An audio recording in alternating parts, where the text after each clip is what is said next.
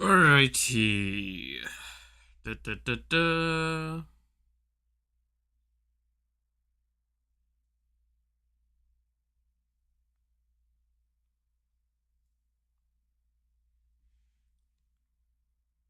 Hello, hello, hello. And, welcome back to some good old game development. Hope everyone's having a good day so far. Hope everyone's having a good one. Let me put on some music. I'm probably gonna get in trouble for putting this kind of music on, but oh well.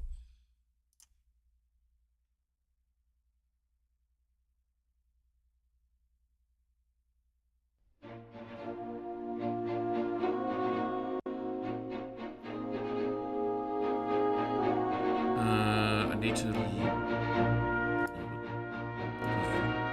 for a little bit though.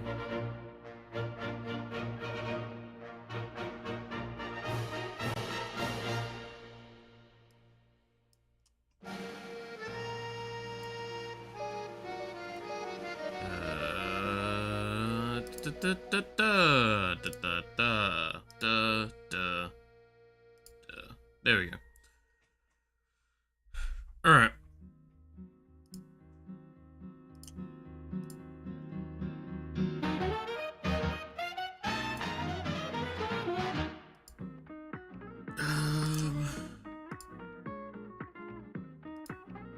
Can I skip this one? Not really interested in that one either.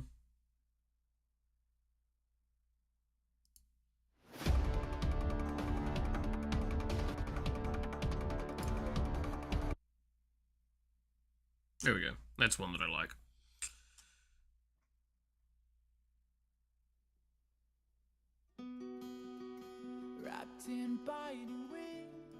Okay, there we go. Hey, Shin, how's it going? Alright, So, stuff I've worked on, over the last week. Are your cheeks inflating on the model? It's something that happens if it can puff up cheeks up. See?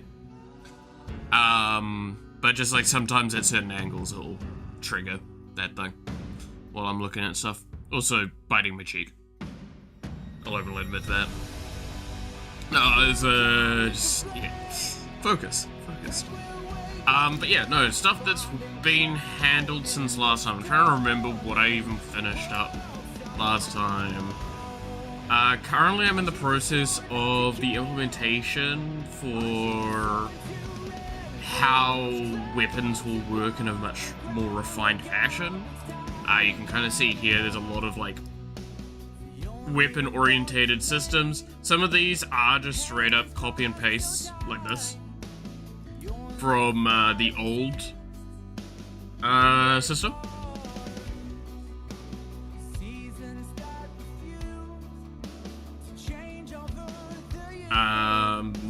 And then, yeah, like, I'm doing work around systems for that. Trying to remember where.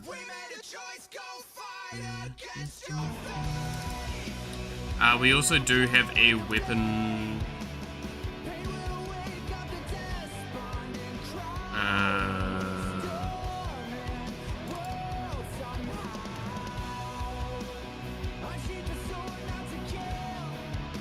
Where is the weapon object?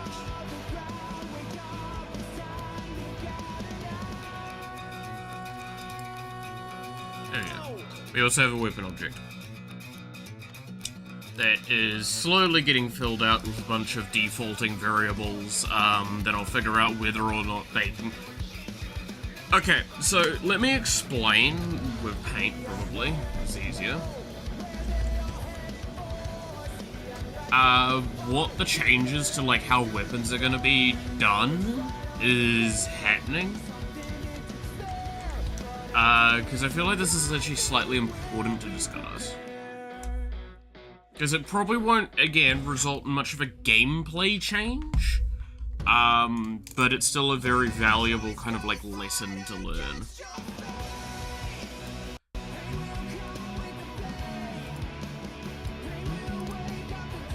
So, in the old system, we had basically a very large object that listed off a lot of defaults, variables, and had an extremely rigid structure, but it had so much that could go through it. And so much was automated, we didn't have to, like, really concern ourselves with stuff. In fact, I can literally pull it up because I have it open right now. This is the old weapon parent, scripts. And, like, this is just the trigger for when it would need to trigger on the step event, if it was to need to do this stuff at all. You've got the damage variable, you've got the collision checking, you've got checking for crit-related values, you've got it checking against the number of targets hit, then it will go check through if it needs to crit on this point. Then you've got, like, checking if it's breakable instead, you've got it checking what type of weapon hit it will be here, knockback process, and then going through the damage stuff and applying all of these effects. Are you getting bottlenecked on the logic? Kinda, I guess, is a way of looking at it. Like, so this was a lot of the things that we had before for how the weapon system there worked, and then if we go to the weapon parent, this is the step event, right? Like, this all here is the step event. Checking a lot of triggers and stuff like that, ignoring a lot of that code, obviously, because that's the code that we've ripped out and turned into a function instead, so we could call it in relative situations. But yeah, also, hey, Muffin, how's it going?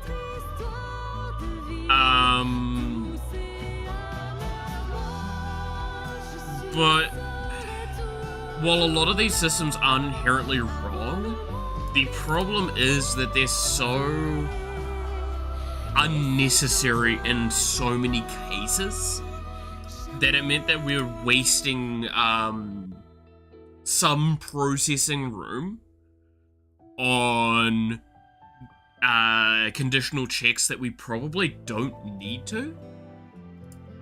And while under most situations that isn't a problem, the problem is that weapons are the second most common object on the screen. Keeping in mind that it very clearly is probably going to be enemies most of the time. It's going to be the most common, but then second is weapons.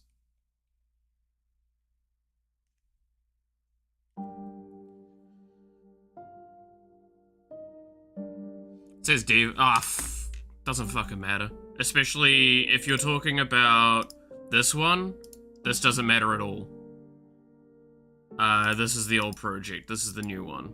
And that's, yeah, no, that's literally me pissing around with the name. It actually is good that it's spelled incorrectly, because it was part of the testing that I did. Like, I'm not even kidding. I write normal default in other places and this and the others, and I was like, oh, so that means that it's not getting that overridden. I actually got to check that. Which is why I haven't changed it yet, but I probably should change it at some point. Again, very low priority. Since typos, that... Okay, you wanna know why this one will never matter? This is literally a text thing. There is never a check for the word default for this, and there never will be.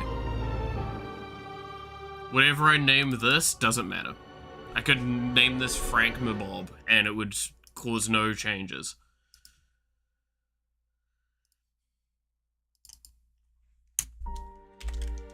In fact, we'll do it as none. There is no name. I could actually probably call it error, and that would be better. Ah well.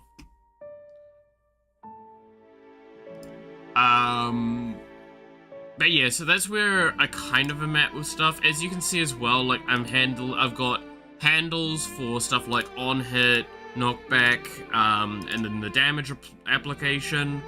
So what I'm actually going to be doing is, if you see here, so this is how we do the collision check, right?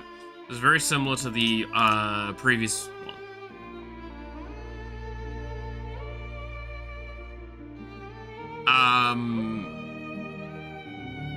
I like injecting to-dos everywhere. If I injected the to-dos that I have in my notebooks and stuff like that into this, I would be spending more time doing that than coding. There's a reason why I have I have notebooks and I have a whiteboard. My whiteboard is my tasks for the week, which I haven't actually updated. Because I normally update it on Sunday, but I just didn't have the time, nor remember either at the times I would have had time.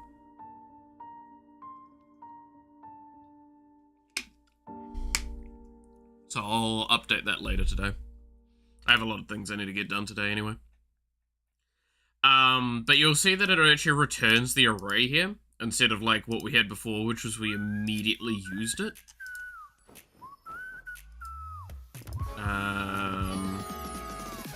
With here. It's just looked as the array ID, and you'll see that it's constantly used throughout all of this. Show me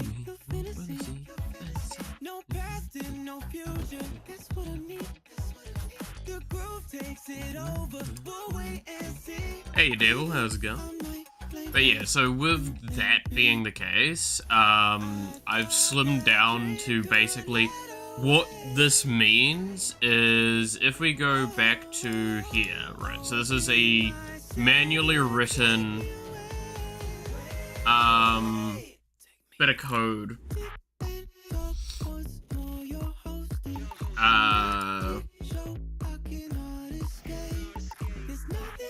Yeah, this is a bit of manual code here. What's gonna happen long term with a lot of this is I'm gonna be changing this over to being like pseudo manual with a lot of things, but with handles constantly. So if I go back to Paint and kind of show it. So before we had like all of the if checkings, like basically throughout this, right? And it would escalate quite a bit. Instead, the idea with the change will be that there'll be just a small amount of default values at the top, and then there will be expected positions for things to go into when writing the thing. So instead of the step event being pre-written, the step event will be inserted in correctly, but it'll be the details for it would be handled external to it. So, and that's why we're aiming for handles. Like we've got in here with these sorts of things like on hit, knockback, damage. It means that I actually have to write in if there's going to be a knockback on the weapon. Now, before we used to have a default, very minor knockback on every single weapon in the game. Which wasn't a bad thing, but we'll see with the changes what that's going to entail. It's the same with like on hit, because like technically speaking, there are some weapons that probably don't actually trigger an on hit effect. And it's kind of a waste to like write one in.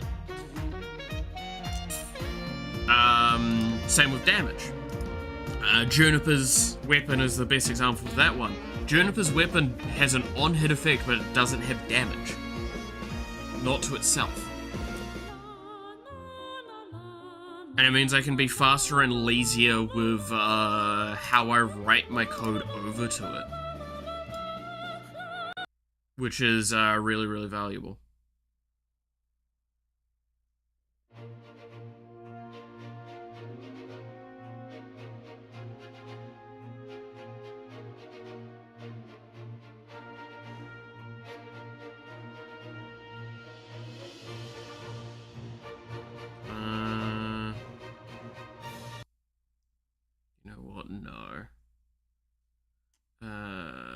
gonna reset this up. Give me a second.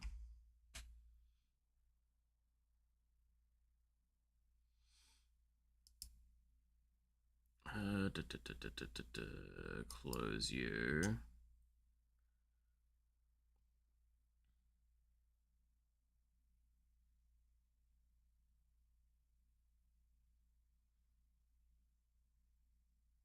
Sure, fuck it, we'll do that.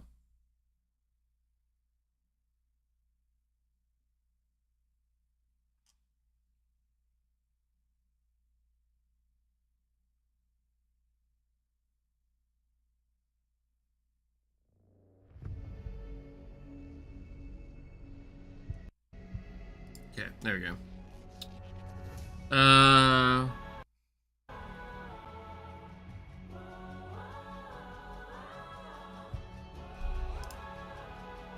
When we did Weapons in Our Survivor's Light, this was an issue early on. Yeah, before, again, like, I did a lot of work to ensure those issues weren't probably the case. But I struggled really hard long term because it meant that every time I introduced a new unique mechanic architecture, like a weapon that did something irregular, I had to rewrite the entire weapon to accommodate for it. And then it was this, again, because of the way it was, it meant every weapon technically had to deal with that code. Which meant that a lot of weapons were dealing with error checking that they did not need to check for. Also, hey, Roger, how's it going? So it becomes a long-standing issue at that stage, where it's just really bad. Which is, again, like, it comes back to sunk cost for fallacy, right? And I knew I was having that with the previous code. Is it was me just going like, no, if I stop working on this and have to restart from scratch, it might be better, sure, but it's gonna take so long. Whereas this way, I can make it, I'll force it to work, I'll do that, but I'm end up spending more energy on making something new work than just restarting. It is a common issue in programming.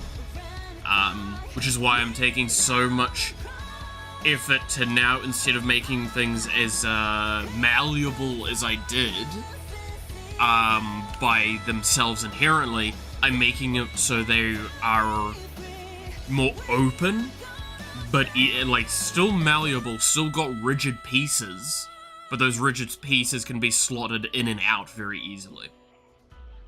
Right?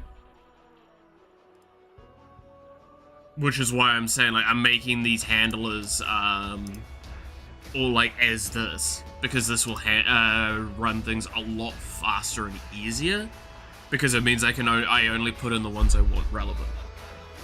Now, admittedly, that leaves room for me to have error where I might forget something, right?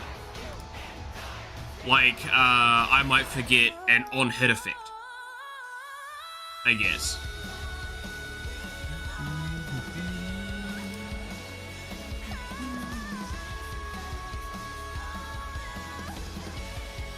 Sorry, this song's fucking so good. Good programming's about minimizing redundancy and maximizing organization. I will slightly disagree with that sentiment. Purely because there's one element that I'll always argue that is very easily forgotten. When you're not, like, programming actively at that moment, which is readability, right? Well, that kind of comes under organization. It's a different kind of thing where,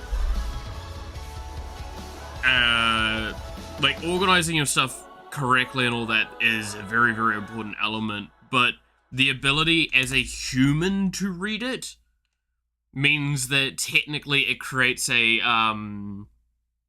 it works against organization. Readability and organization are two very important things, but they're a balancing game.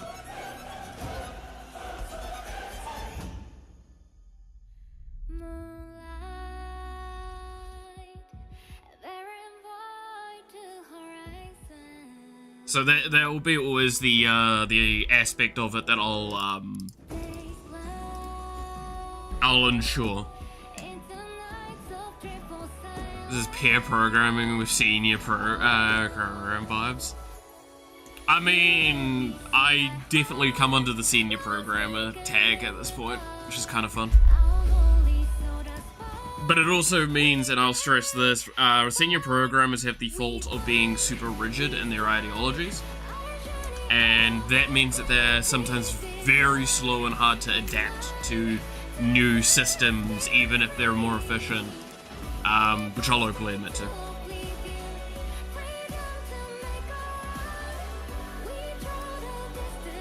But yeah.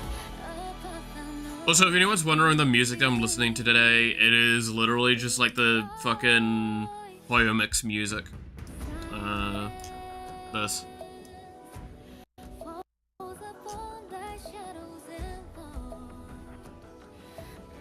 Mostly gonna be probably Star Rail.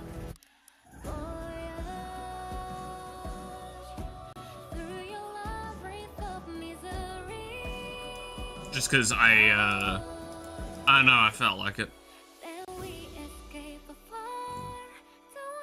That's why I said earlier, like, there's a chance that this stream's gonna get hit by a thing later.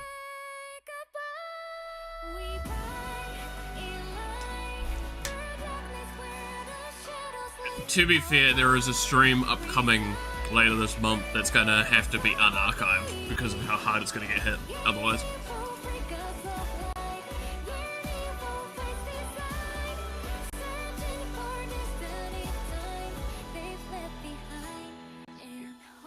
That's gonna be a fun one.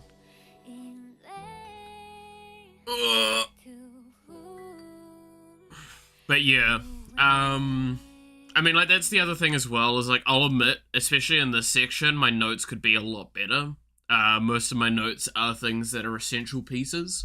For example, like the context here. Because, fun fact, this is actually a cool one. I don't know if anyone's worked with, like, feather comments and stuff like that. I knew this was a thing, I couldn't remember what it was. I think we actually showed this last stream. But, like, you can actually preset the context of the relevant piece. So me telling it will be inside of this piece of code means that, for example, collision type here is, blue, because it recognizes collision type is a variable inside the context. So it won't, like, sit there and go red line squigglies or anything like that. Which is really, really helpful. I can't, sadly enough, do the same with this, because these are considered global variables, technically. So even if I do context it, it's not gonna look nicely. And such.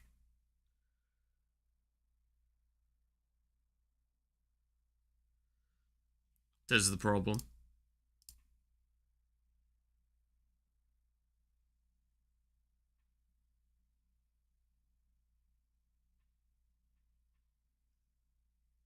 Why are you struggling to load?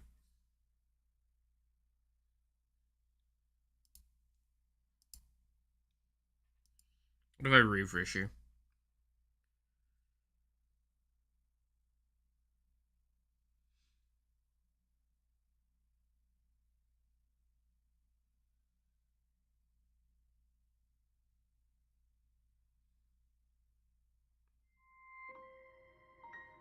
There we go.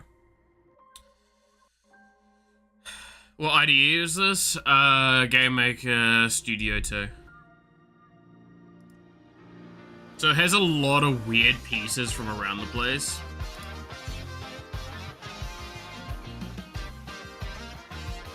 I'm trying to think of, like, again, it's C++ under the hood.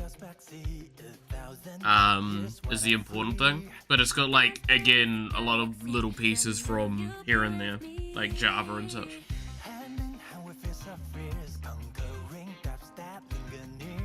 Like, you can do JD scripts in here, I'm pretty sure.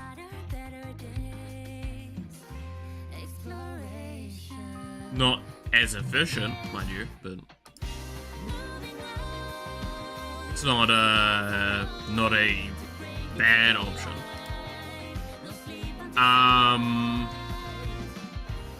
But yeah, like there's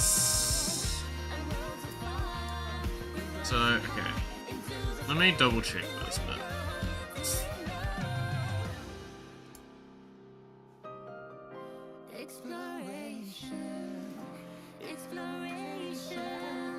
So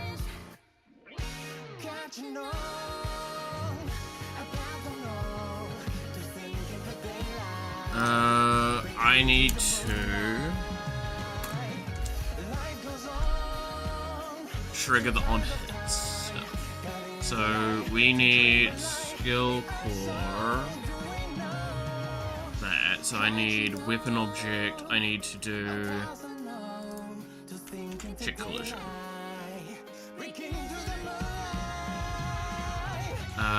So it would be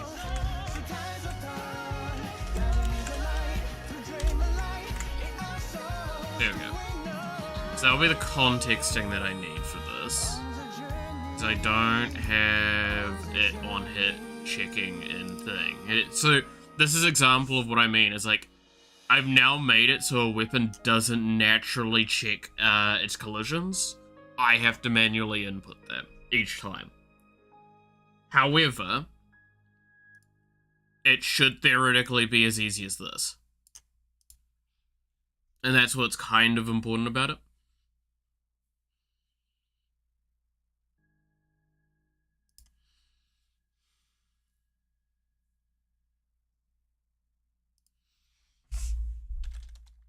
And then I will do hits equals that to clear it out.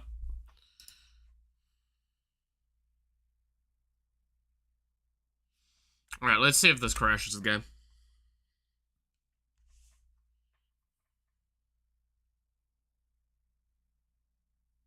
I can't remember if I had a crash last time or not. Because I think I had a crash and then I thought I cleaned it up. But I might be wrong. Because again, I've been doing a lot off stream. Whether that's believed or not.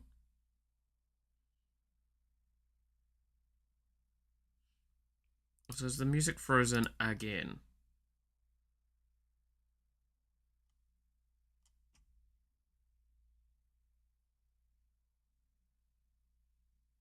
Yeah, playback's just fucking up miserably.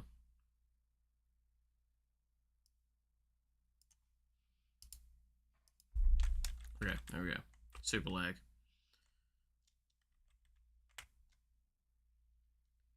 Okay, cool. So it hits, but it's not clearing. Or like it's not. It's hitting as many times as the tick frame.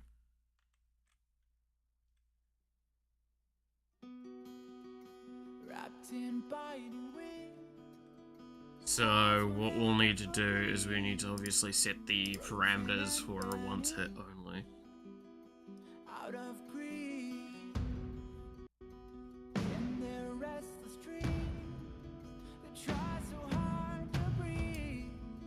Why are you using the old tag on Twitch? I think that was Devil's idea, right?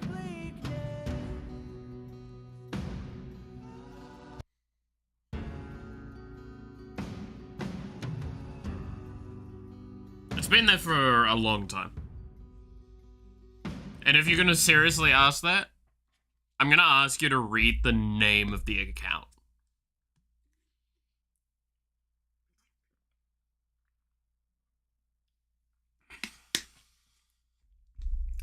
And then I'll get back to you after you've done that.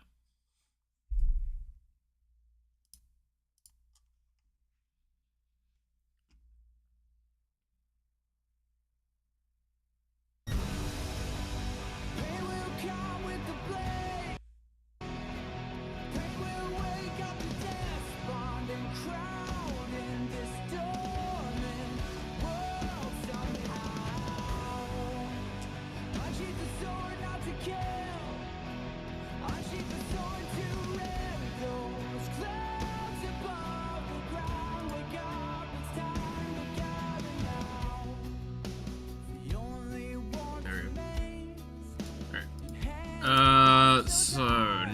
Now,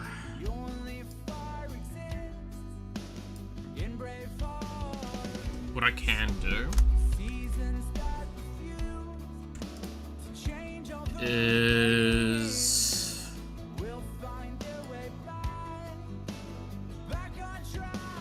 just found it funny. Yeah, no, that was the idea.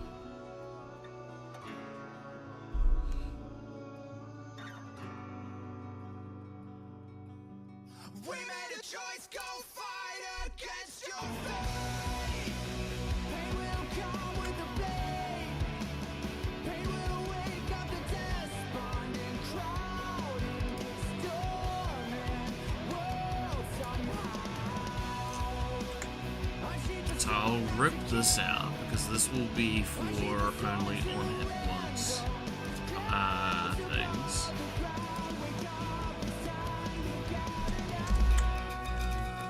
As well. So if instance exists hits, first we're going to do if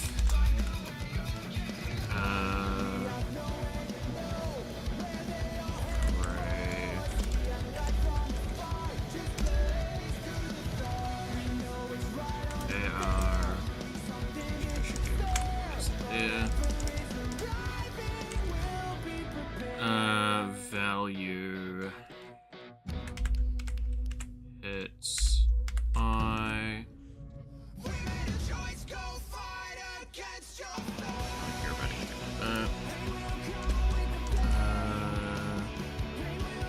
If that's true,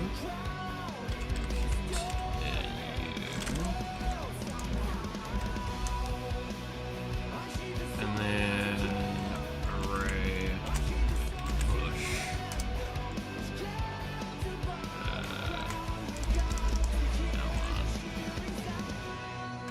It's I.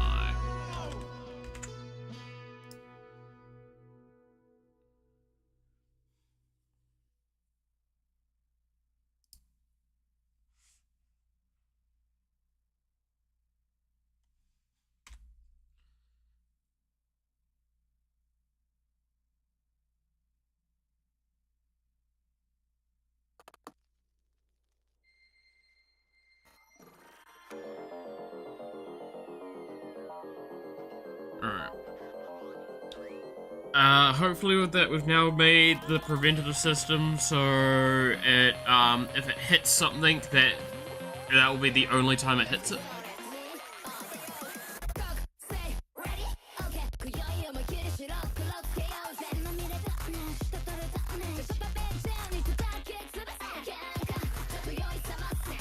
Okay, let's see. Yep. Now each bullet only hits one time.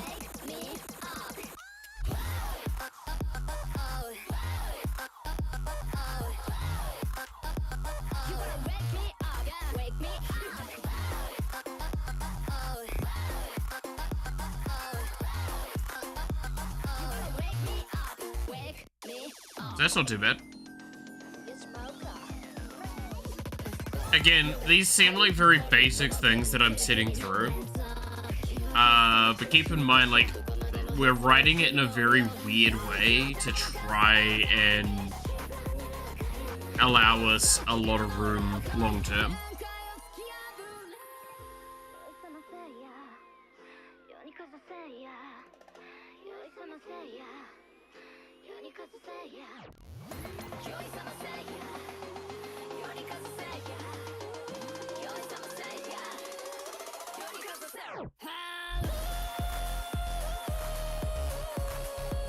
So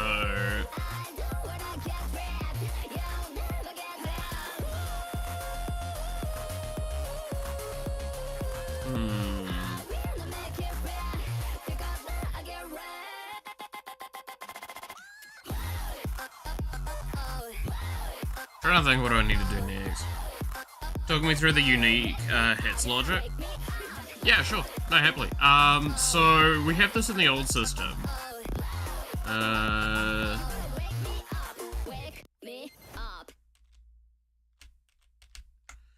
The unique hits system is designed with the purpose in mind to basically go like, okay, what we're normally doing for, say, the collision check. So say this is our little object here, and say this is our thing colliding with it, right? So we recognize this is in collision space. We then take the ID of this object and we pass it into an array.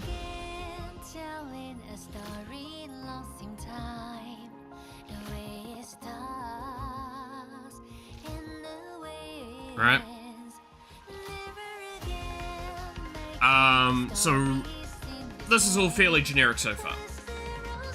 Your eye is finally looking nice for controlling the keyboard. Nice. That's good to hear.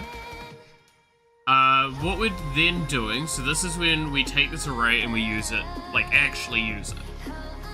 How we're handling no repeated things, and this is how I used to do it with a lot of different things as well, is I am then making a permanent array in the object that basically say, that is my, like, if this ID exists inside of this array, don't trigger it. Don't go further with that piece of code inside the for loop with continue. So all I am doing is literally I check if it's in here. If it's not, then we can continue to this way. If it is, then we stop. And then the first thing I do after that is then push the ID into this array and continue on with the rest of the stuff. Because this is all being run on step events, you do need to do something like this, otherwise you come to the problem of your frame rate determines your damage.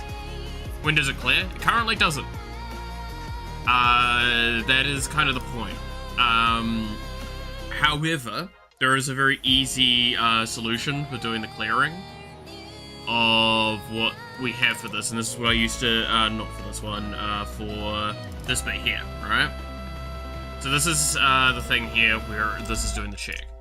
What you'll do is you'll do in the step event a soft bit of code that basically goes, let's write it out.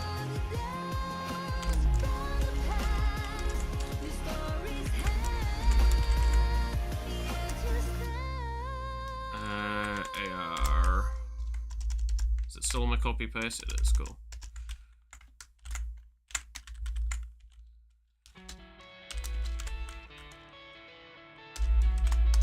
So do the soft check here for that, then for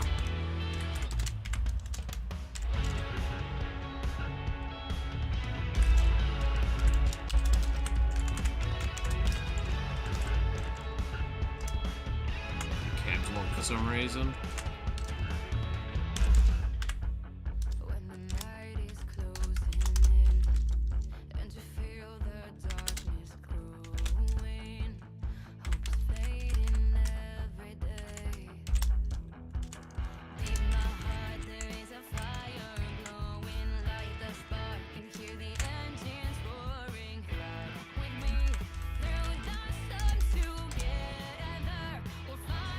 Now, how do I want to do this one? Actually, yeah, that's a good point. I might do it the other way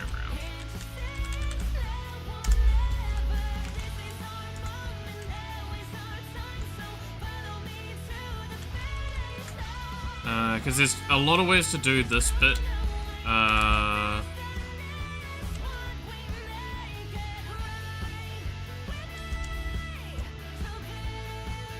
So it would be greater than...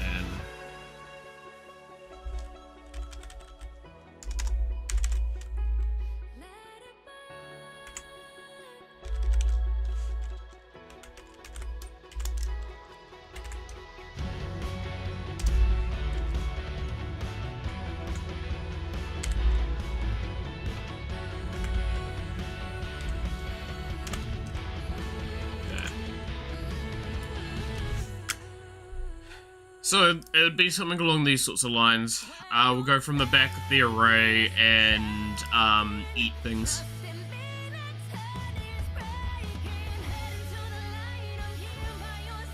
I don't think I quite wrote this right because it's been a long time since I've done a reverse for loop. I'll have to look at a mo. I'm pretty sure I need to do... I think this needs to be -1. To get the thing right. Unless I do this the other way around.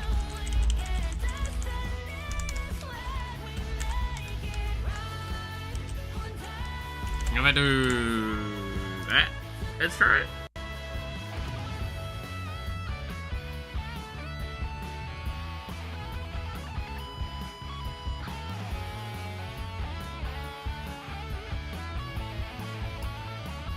God, it's been too long. We'll find out.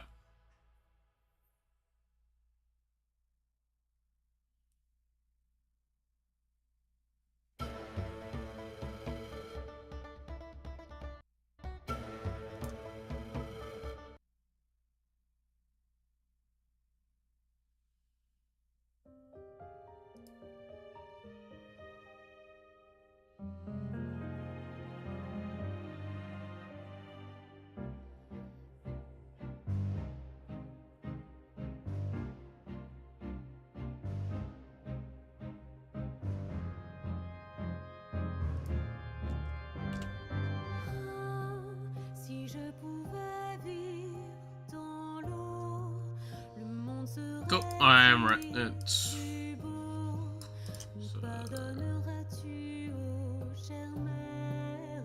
out of range. Yeah, so it's going to 1 when there's only 1 0. When it's 0. Okay, so it does need to be that.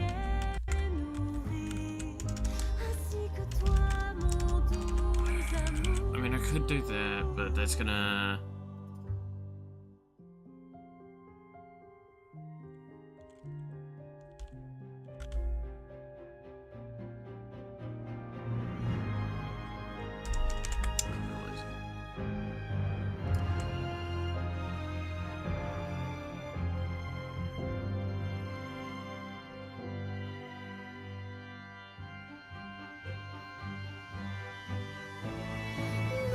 On the 0, yeah, no, I know it needs to be able to hit the 0. I was just more focused on the fact that, like, if I could do a forward decrement or not.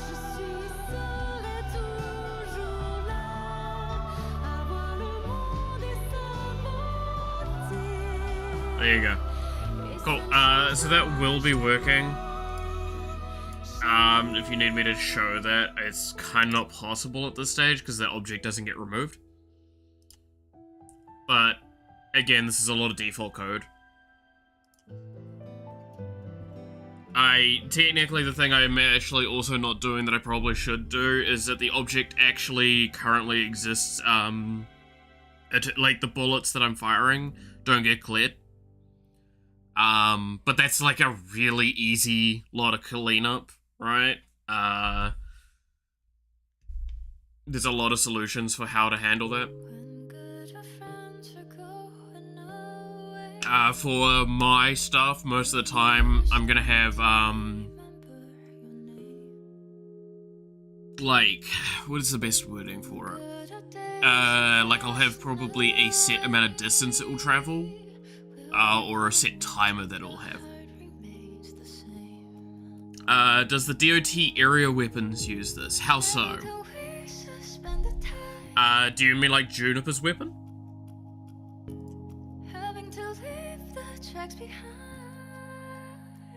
Because how the Juniper weapons worked before is that they used this, but they didn't share, each particle didn't share this information.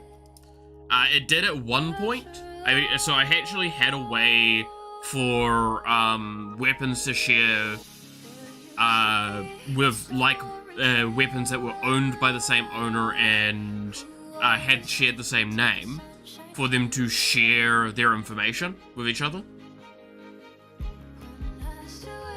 So if that hit a target, it meant that you didn't duplicate hit so many times. However, that made Juniper's weapon absolutely dog shit. So what we did instead was we made it so it could be a infinitely stacking DOT engine, which made her weapon feel a lot better. I don't remember if you have a weapon that has the same logic as the garlic weapon. So yes, we do. We have Iron Mouse's main weapon. I wouldn't really call that DOT, but I know what you mean by, I guess, calling it DOT. Just an area pulse effect damage. Yeah, so how that one will work is that it will work on a system of each cooldown trigger of the damage effect will have its own IED list. Again, this is the advantage we have of I can change how all of this will be requested upon each time. So I'll make it that at the beginning of the trigger, it will do that.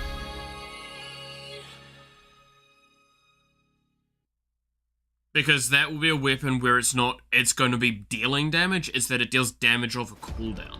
So it would be pulses. Because if you actually look at garlic as, like if you actually look at how the garlic works, is it is actually a cooldown pulse. So pulses, not a whole collider. Yeah. It'll basically be a permanent object that will have an effect that triggers every once in a while based on all of its conditions. That's how we kind of did it before. I think I should be able to find it pretty quickly. Players, weapons, weapon equipment.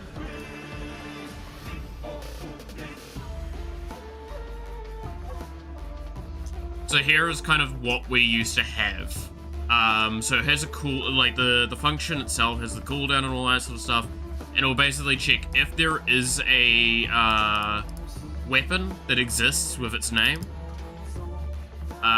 If it doesn't, then it will create the weapon and it will do all of the stuff. Otherwise, it will deal damage in its area.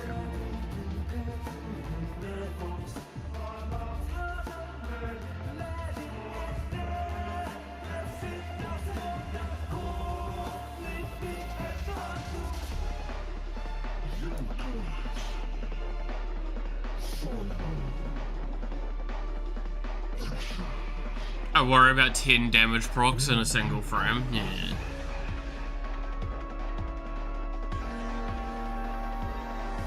Mine, I have some weapons that clear their own lists that aren't currently colliding. So that is a good way of doing it with certain weapons. It depends on what you want the weapon to accomplish. So if we were to say like use garlic as an example, there's two ways you can look at garlic. There is the way of it's just a constant form of damage per second in an area around you, and then the other is it's a defensive tool. If you're wanting the defensive version, so it has like a slight bit of knockback, what your suggestion is significantly safer. However, it is also potentially a lot more code intensive, and it runs a bit slower potentially for it. Whereas what we've got with the cooldown procs, I mean, if it's gonna be once every second or even less than, it's kind of hard to like really recognize it as a normal human being. Especially if I'm triggering it every like half a second, right? If I'm triggering it every using that as an example, it's a lot less clear that if I was purging that sort of information or not. But at that same sense, there is room for error there. However, it does come down to personal preference and, like I said, what you're wanting out of the weapon. I agree with Jen though about like how cluttered it can get. There's an argument to be made that I could try and find a way to stagger the damage out, which isn't actually hard. I've done a stagger system in this game before, and I would probably be able to transplant it somewhat into other systems, but it then becomes an argument there of like, how worth it is that for how intense that would be. Would I actually produce more lag trying to do that? Right? That's always a fear as well. Like maybe a boomerang type, so it could hit again when coming back. Oh, I mean, like, what I'll say with that one is I had systems like that where it on bounce effect, right? So like with the, what's it called? I think it was like the ball of yarn. The ball of yarn did that, whereas when it would bounce, it would purge its list. So with like the boomerang, it's what it would probably be is once it starts going inverted direction, you would then just purge the list.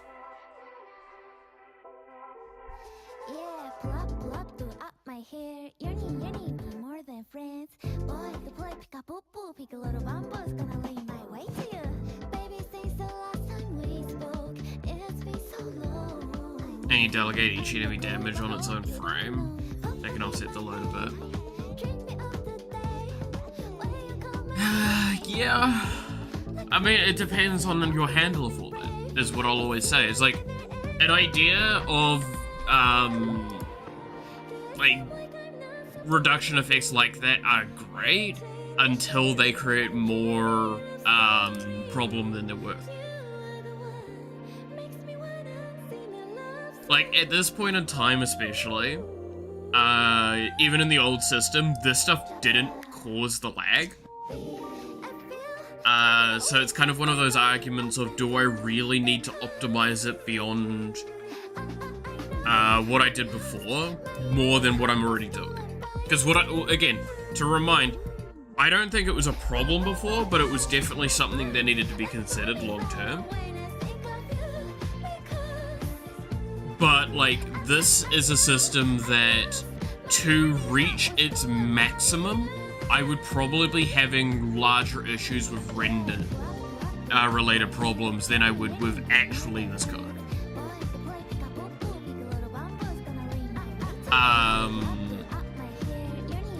Because, again, just as a kind of point of call on that, right?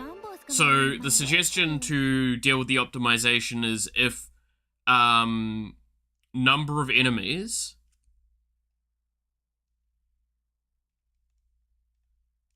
is like really big, so we'll say 100 times, right?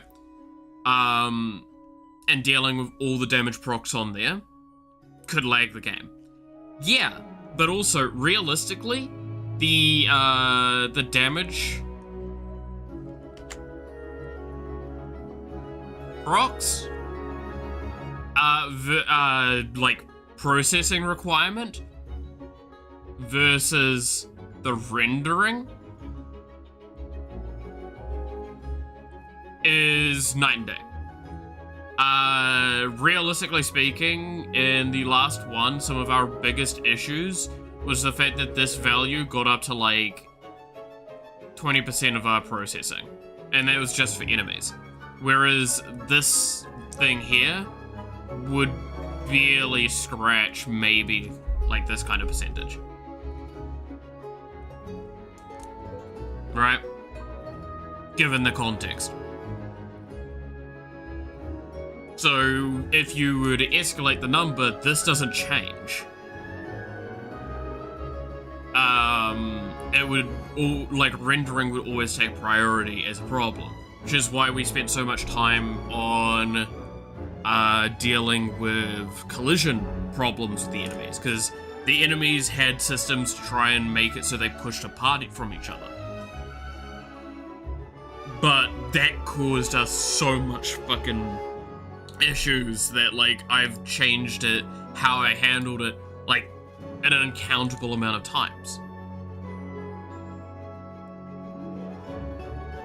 And I think still to this day in the original game, that is one of the highest, like, processing requirements, is a lot of the collision-based things there.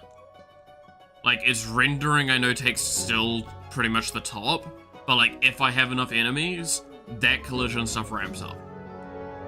And that was an issue. Especially knowing there's another thing I'm very scared about that I want to do. That I'm trying to figure out how I'm going to handle it. Cause there's a very old issue we had in the previous game that I fixed. But now I kind of want to undo the fix, but find an alternative way. So what I mean by this is experience, right? So,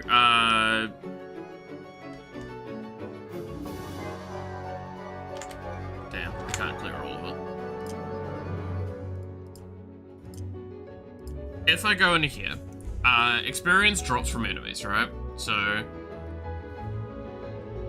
enemy dies, they drop little EXP crystals.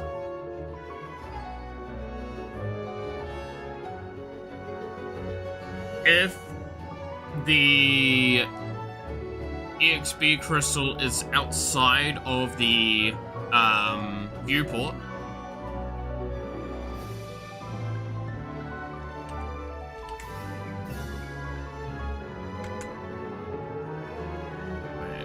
actually have it in a moment. Give me a sec. Yeah, I thought so.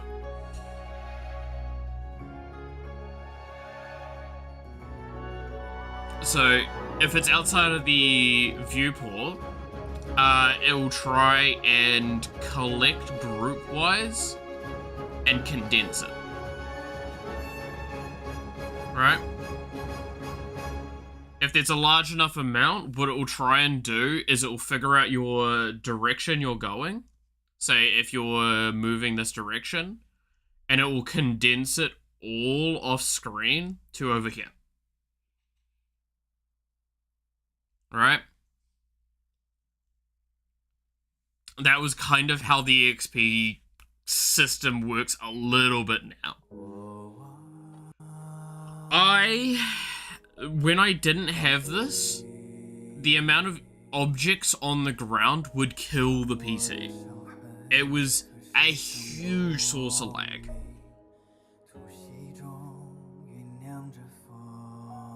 Yeah, I do have something similar for even when it's on screen. It will try and do meld, but it will do it in a smaller case scenario. Whereas this is like all off screen, it will meld and then it will just mass meld when it's larger, far enough away, into smaller condensed ones.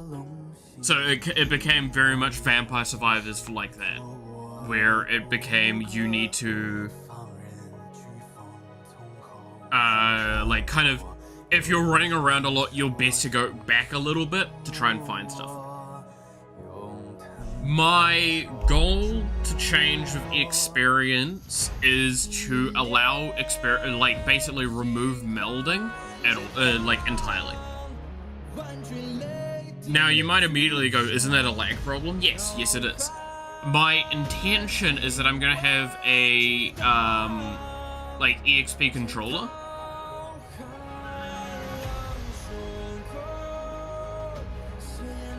And what I'll have is it have an array, in a sense, of all the XY positions. Basically in sub-arrays in it. And it will do the rendering for me. By doing this, I should cut down on the lag. I just need to write a really, really silly amount of code for this to work out. To render the experience and then like separate it out and all that sort of stuff. It'll either be this or I need to do a really efficient singular object architecture. Cause I can't do that with how I did EXP in this. Like, it was never gonna work.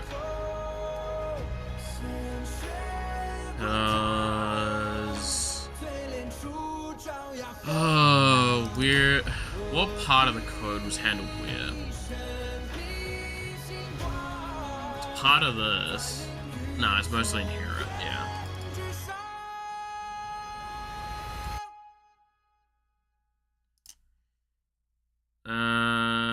that's, yeah, oscillation stuff, that took up a lot of resources.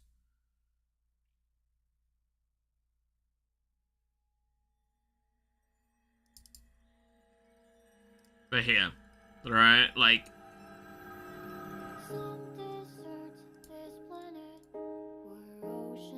The fact is that there could be potentially hundreds of thousands of this sort of object going on a screen. Just in the game alone, I should say. Means that I have to find better ways to do the rendering and checks for it all. So this is one of the things that I will come back to when I've got a lot of other systems working. Experience is a very long-term thing I'll come to. And I'm trying my best to avoid dealing with this issue until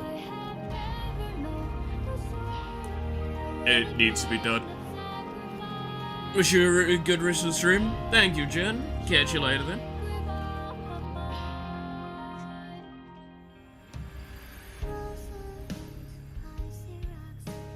But yeah, it's... I'll figure it out. I'll figure it out at some point.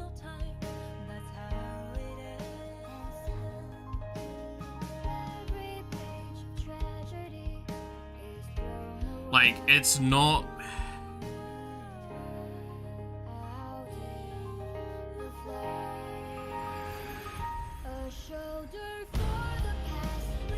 Yeah, I don't think I've got a good answer for it all. I don't think I ever will.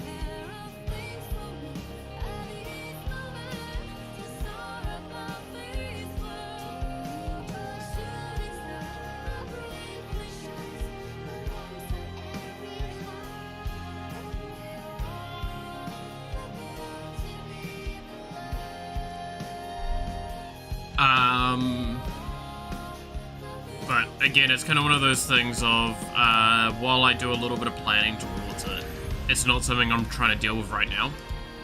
And there is an acknowledgement when doing a lot of this sort of systems, especially when you're solo dev, don't overreach. Alright? I don't want to go look at a lot of this stuff right now because I know I can't resolve the problem right now, and I've got other problems that are literally right in front of me. Like, this weapon still needs to be, like, the weapon systems need to be done, right? And that's pretty reasonably a thing that needs to be resolved much sooner and handled cleaner. I mean, fuck, technically right now, like, this is how I'm doing damage, right? And, like, this isn't actual damage being dealt, this is just the old school health removal. That needs to be changed.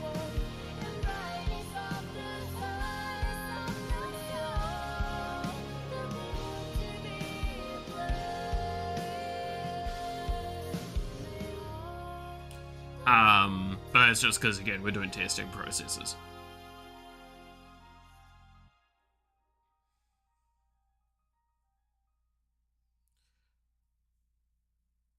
Now, I'm not even kidding. I'm thinking what I might actually do is I'm going to move, like, with this part here, I will run it through the on-hits handler.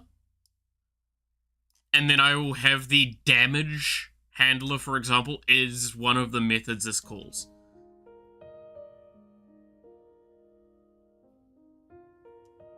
I think that's actually long-term how I kind of want to handle it. Same with, like, knockback and all that sort of stuff, is I'll just have an on-hit handler to handle when I would do these sorts of events.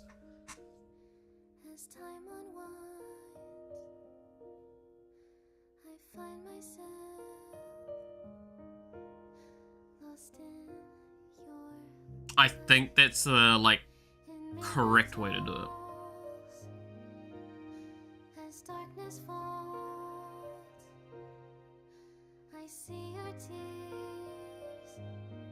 Or at least the correct way in my eyes, relevant to what we've got going on. Oh! Alright.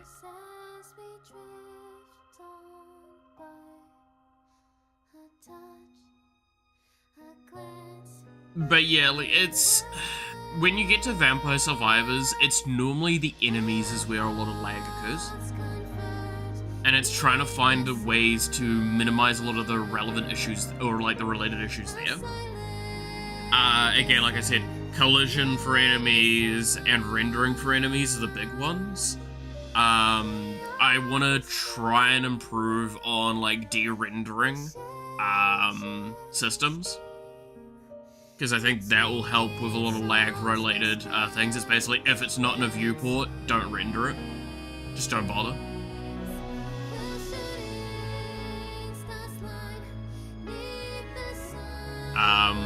So that should hopefully help long term. Like, I'll do kind of a global thing with that.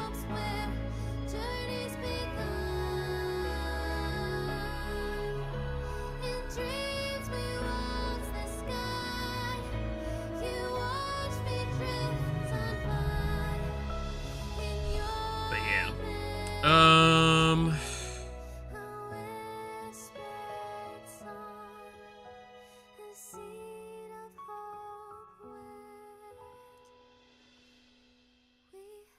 Can I not minimize this more?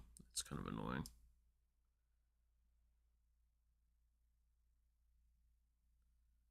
That'll have to do.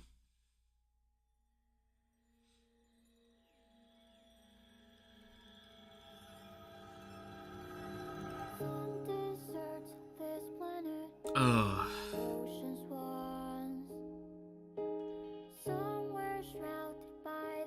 But yeah, what else? No, I think I should start setting up the on-hit handle things.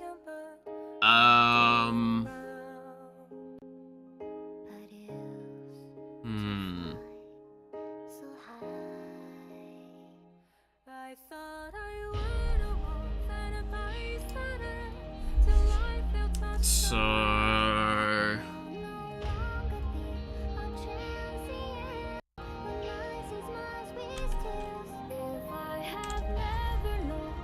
what I'll need to pass through is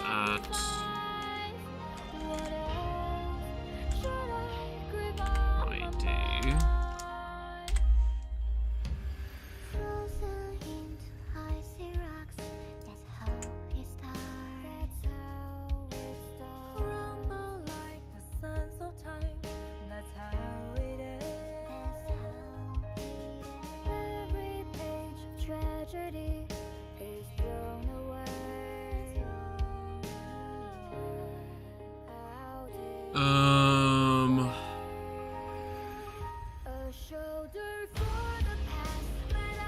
Trying to think the way I really want to do this. Is it Ray Longcat?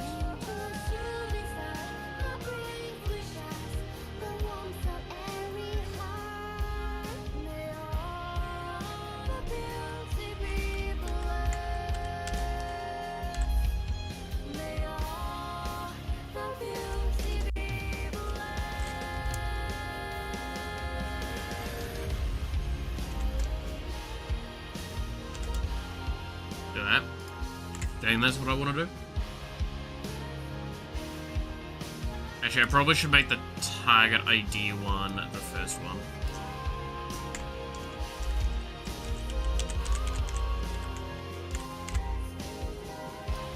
Just be easier long term.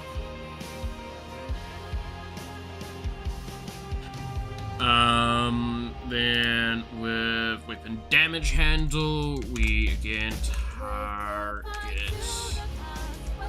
ID, and then we'll have with target ID,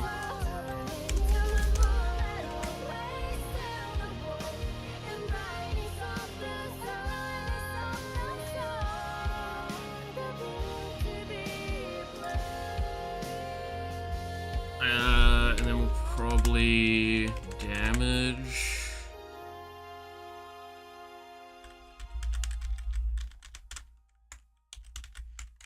And then for now, we'll rip that other one out.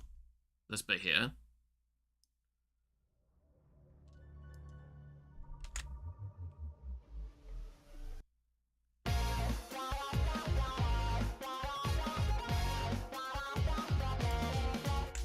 put this in here.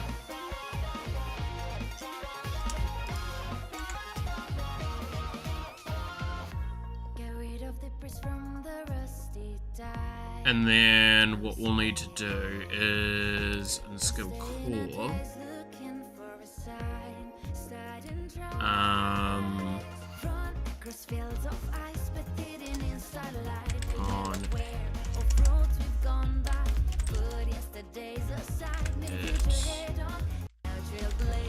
Thirds.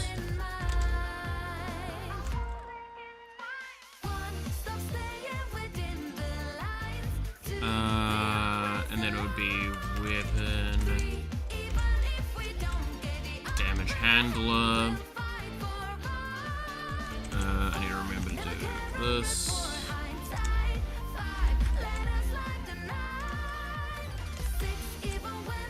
And then in this array, we need another array, and this one will be damage.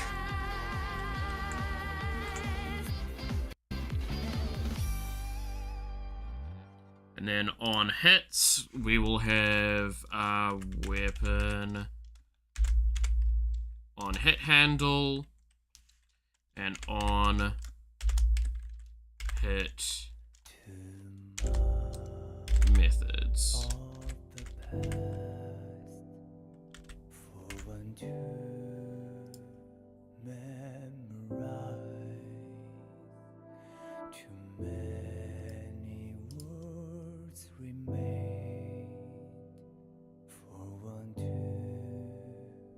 So currently, I need to put through target.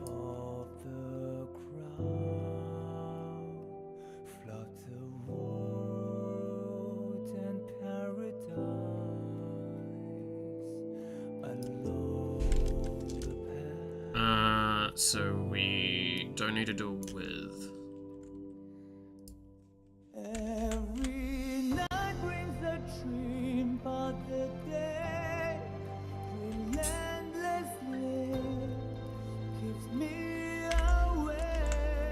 This should work.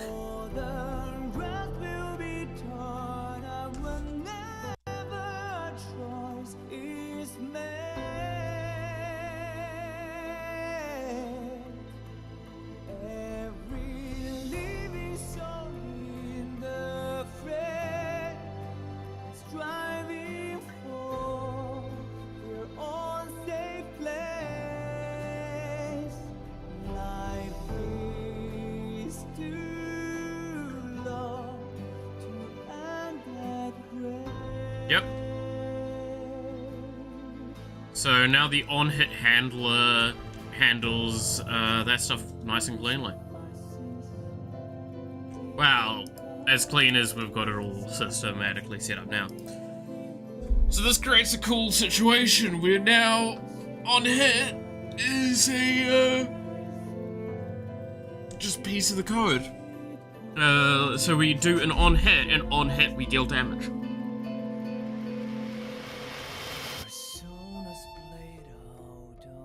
Which may seem really strange to explain it that way, especially how we used to do it, where damage and on-hit were technically two separate things. But, like, it also makes a lot of sense, because technically speaking, to deal the damage, you need to hit the target, right? In the case of this sort of thing. So that will, be a thing. Do you like Star Wars? I mean, I grew up with it, yeah. I enjoy it. I haven't watched a lot of the more recent stuff that's been done, admittedly, like the TV shows. But I still look back fondly.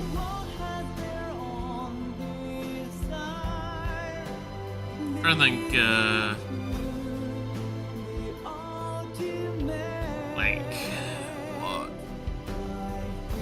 prequels were real fun, original trilogy was quite fun.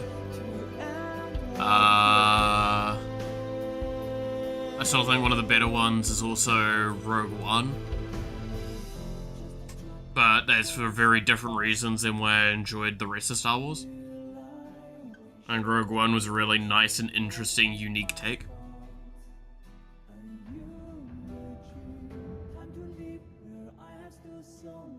Aside from that, no, I don't think there's anything else that's coming to mind.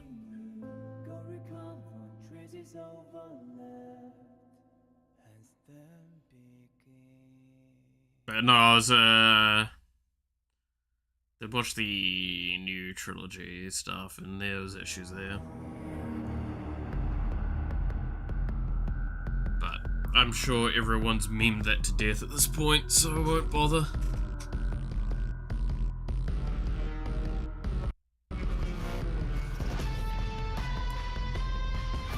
Okay, so with the on-hit method system in place, don't think there's any issues there.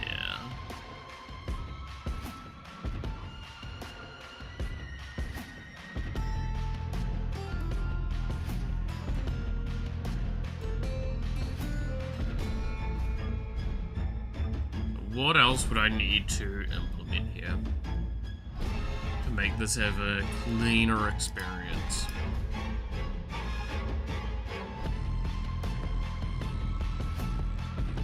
Is there anything in this inherently that needs to be dealt with? I mean, there's an argument to be made. I could probably set this as a function call, which would probably be not a bad bet. Because then that we can handle it more uniquely.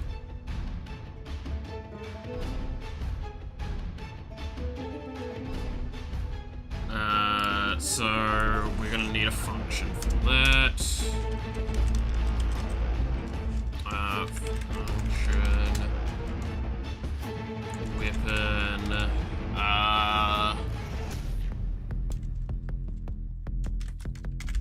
Hit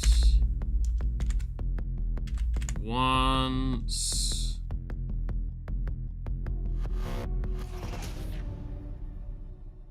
No.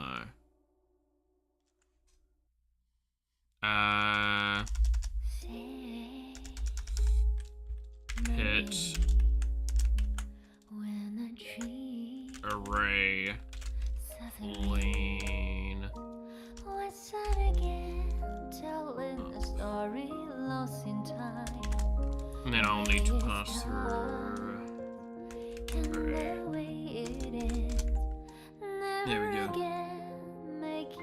And that's pretty much, we just yoink this code now.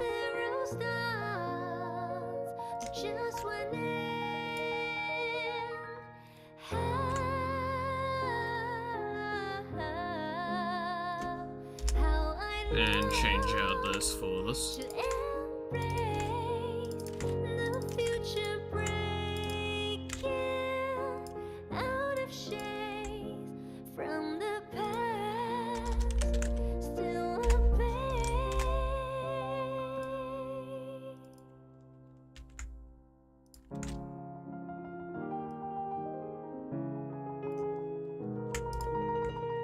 So that should handle that now.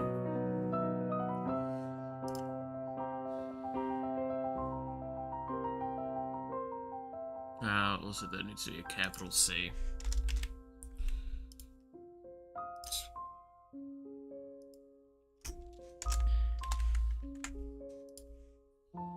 There we go. I mean, yeah, it's one of those ones where it's like, I don't know many people that have watched Star Wars and dislike Star Wars, like, fully. They'll dislike elements of it, alright?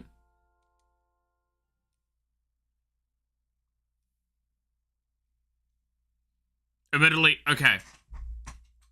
Hot take moment thing.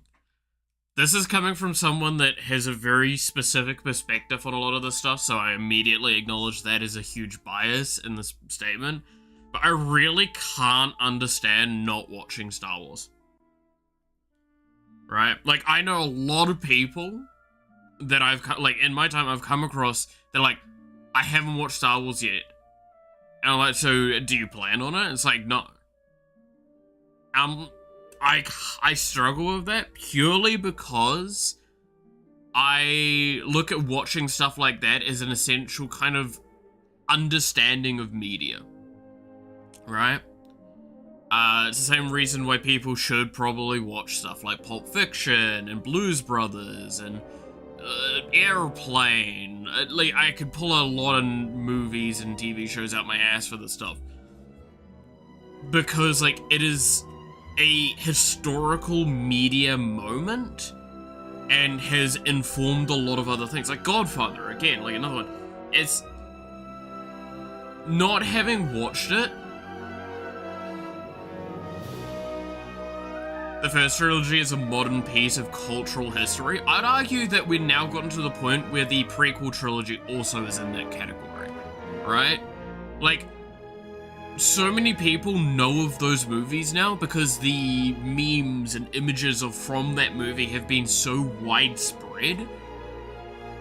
Like, I don't think there's anyone that doesn't know, like, Anakin is, doesn't know about how Anakin's Darth Vader, right? They might know jack shit about Star Wars, but they'll know something like that. And it's a really, really fascinating thing to hear people that are just like, I don't want to watch it. Nah. And it's like, look, I can get disliking when people keep telling you go watch something and some of that sort of stuff. But there's also a level of don't tell them you've not watched it then if you don't want to hear about having to watch it, or just go watch it. So you stop having to deal with them complaining. Like, I've done that. But also, I stand by. I watch that stuff anyway because it's a piece of cultural history, as you kind of worded it there, Devil. Like, it's so weird to me to not do that. That's why, like, I just know I'm probably not the right person to come to for some of that.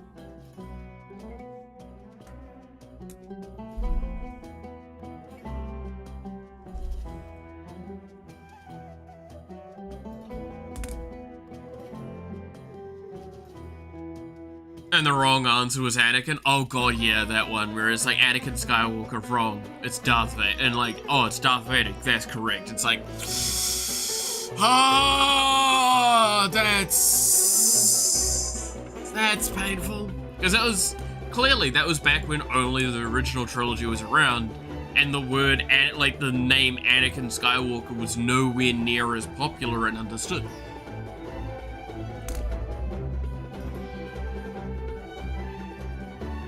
Yeah, I've seen that one as well, yeah. I think it's resurfaced recently as well. But, like, it's stuff like that that I think it's really, really important to kind of just go, like...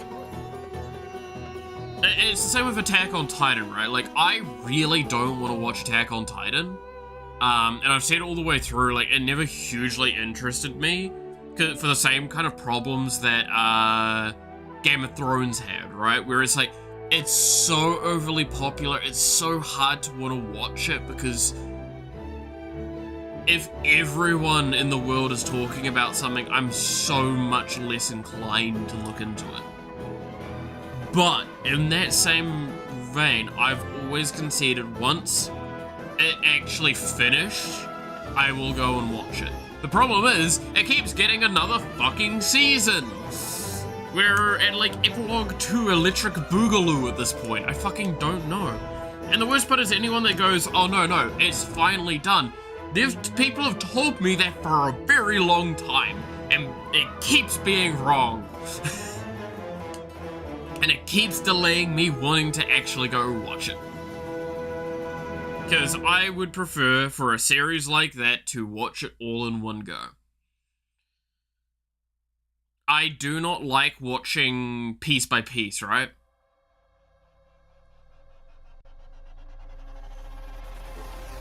And I got extra populous, I dropped. Yeah, no, that's the other thing as well. Like, if I'm actively watching something, I get really, really frustrated with seeing spoilers everywhere. That's one of the biggest problems with something being so big. The advantage I have now, while I've got a bunch of spoilers in my head of Attack on Titan, if I go and watch it, I'll probably go, I can see where this is going. But that's about it, right? Same with Demon Slayer. That's fair. I haven't watched, I think, the last season or so of Demon Slayer. And don't get me wrong, I will still stand by it. Demon Slayer is a worthwhile watch just for visual reasons.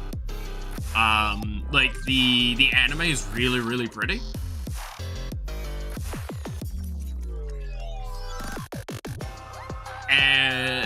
But I also came into it a lot later on as well, again, taking that mentality. I think the season that was basically the movie expanded and then it had the next arc. That was, once that had released, that's when I watched it. But like, I know how it ends, right? Like, I've been spoiled for its ending. Because my ex was a huge fan of the franchise. And I even bought her the full manga collection.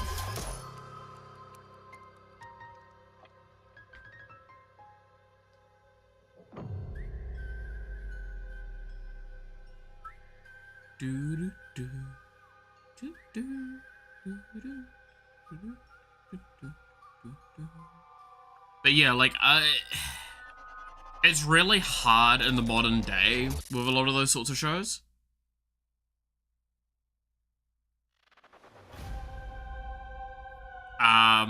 It's also why got extra popular. Yeah.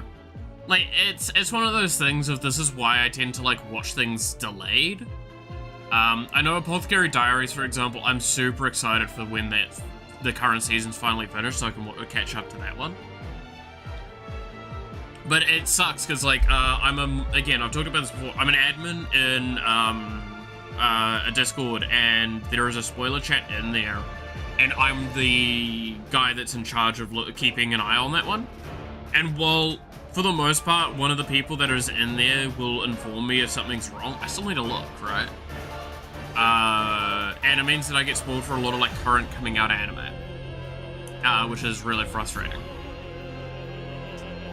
Like, the ones they're talking about at the moment, if I just go look.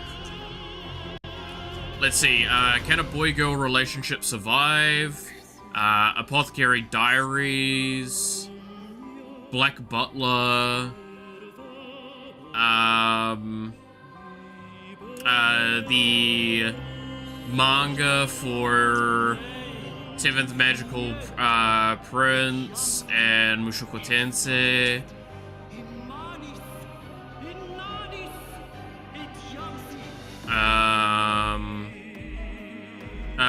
I've been killing, the killing slimes for whatever 100 years or something like that. To be fair, I read ahead on that one, so I can't really be spoiled for any of that easily.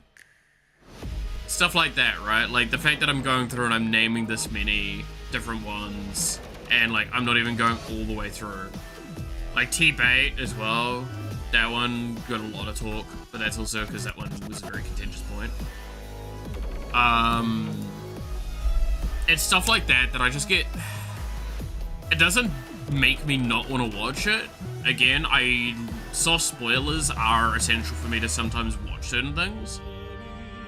But, I'll be honest, it's really hard to convince me to watch it.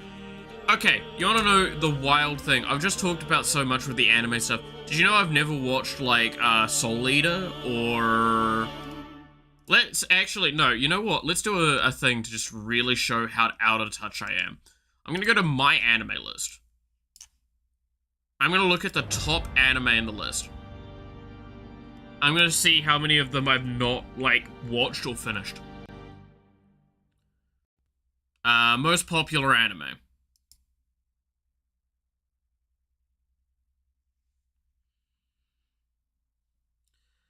So, as we said earlier, I haven't watched any of this. I didn't watch the last season I think they did, but that's also because of the exact reasons you might think. It just didn't really appeal. Yeah, I watched all of. I've watched this through like 2 or 3 times now. I love Brotherhood, it's a good one. I've not watched a lot of seasons of this. I watched the first season of Alicization, or first part or whatever. I haven't watched any of the, like, side story Gun Gal, and I know that one's really good. I haven't watched any of the later stuff. I tried to watch Boku no Hero Academia. I got through, like, I think a season. Hunter x Hunter, my ex watched a lot of it, so I kind of saw it by, proxy, but that's about it. Naruto, I have watched a total of, like, 3 episodes in a movie. And that was not by my choice. Tokyo Ghoul, yeah, I watched all of that. Kimi no Nawa, yeah, I mean, it's kind of hard not to have watched. Jujutsu Kaisen, I think I haven't watched the most recent season. Steins Gate, watched that. Again, I've already made my comment on Boku and Naruto. One Piece, haven't watched. No Game, No Life, I mean, I've watched this more times than I'd like to count. Koe no Katachi. The fuck is this one? A Silent Voice. I think I've watched this?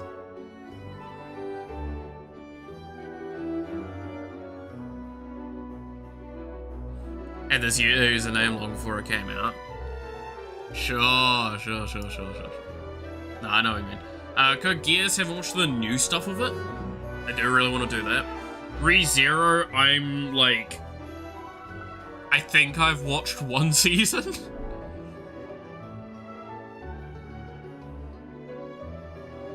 Shigatsu wa Kimi no Uso. What's this one? Oh, Your Lie in April? No, I've not watched it.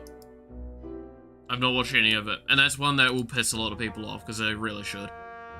Toradora was one of my first anime. Noragami, watched Mob Psycho 100. I think I'm like a season off of something like that. Bokudake ga Inamachi, I think I tried to watch it at one point. I didn't get the time to finish it. I know I watched maybe part of 1 episode, and I really should watch it. Akameka Kill, pretty early on for my anime stuff, same with Angel Beats. Natsu no Taizai, I've watched a lot of 7 Deadly Sins. I watched up to like, it might have been the last season or something. I watched the season where like everyone memed the shit out of the fights. Right? Assassination Classroom, I have yet to watch. 7 Deadly Frames, yeah, I watched that season. I've yet to watch Assassination Classroom, and it's one that's like, I keep going, what's wrong with me? Why have I not watched this? I will enjoy it. I know I will. I should just sit there and watch it.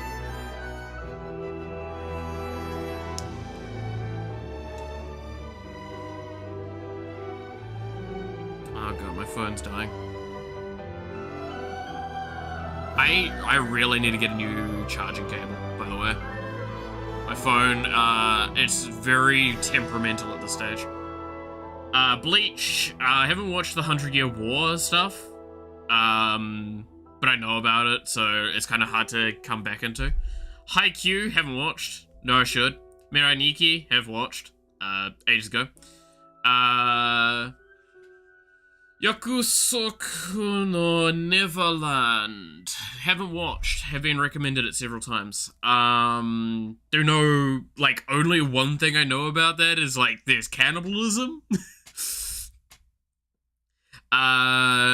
Yeah, I mean, we've talked about it several times. Konosuba is, an incredible series. Oh no, Exorcist, I actually think, yeah, I did watch this. Yeah. Cowboy Bebop, I've watched multiple times. I've never watched the original, I've only watched the dubbed. Keseju se no... Is this Parasite? Yeah, I've watched this.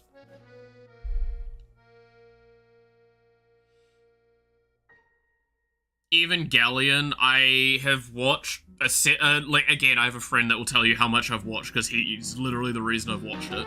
Violet Evergarden, watched that. Dr. Stone, I watched, like, the first bit of it, and then I read, like, super far along with it. I got to the arc where they hit where they finally got to the US. I read part of that arc, and that was where it was at the point. And I haven't picked it back up again. I think that's where the anime's now at? So maybe it's worth picking up the anime again. Yeah, Bunny Girl, Death Parade, yeah, I've watched those. So we've kind of proven, I've watched probably the vast majority of stuff in here, but like some that it's just like, how dare you have not watched. Right?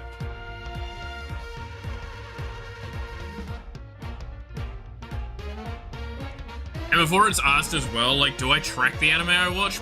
Not anymore. It's too... To remember to track, like, what I've watched is gonna be an impossible task to catch back up, right? And it's just, I don't think it's worth it anymore. If I end up rewatching something and still rewatching it fully and enjoying it, sure, go for it, Chief. Like, there's no problem there. I do tend to recognize if I watch something again, but also I watch a lot of slop, so it's kind of hard to remember sometimes. They all look the fucking same. I think that's a fair statement.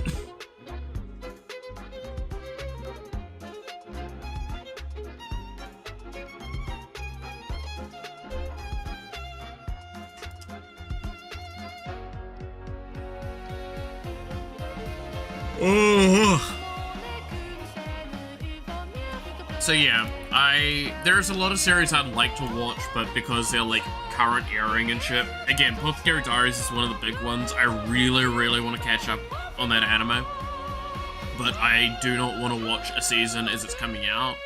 There's very few series I'll do that for. One of the ones next season I'll do that for is Call of the Night, because that anime is like just the music alone, because it's fucking creepy nuts, but like the anime is so good. I enjoyed that a lot. As someone that kind of lived in that kind of life for a long time as well, it's hard to not like have a big appreciation for it.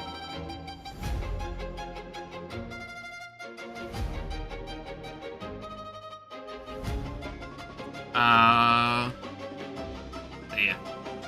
There's a few other ones that I'm like waiting on as well. Like, I'll openly admit to this, the amount of times I picked up a series and found out it was like a 20-something episode season, and only the first half of it was out, and like I just never came back to them.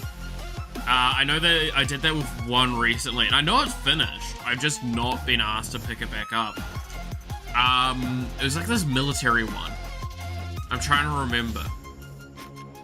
Because, like, the beauty of that one was, like, it was a guy that was forced into command on the battlefield, and a person that's basically like a handler, controller, sort of strategy person. And they'd never met, and they got to know each other super intimately, and I think they'd finally met, near the end. Because, like, the main guy fucking hated the military. For good reason, too. I'm trying to remember what it was called.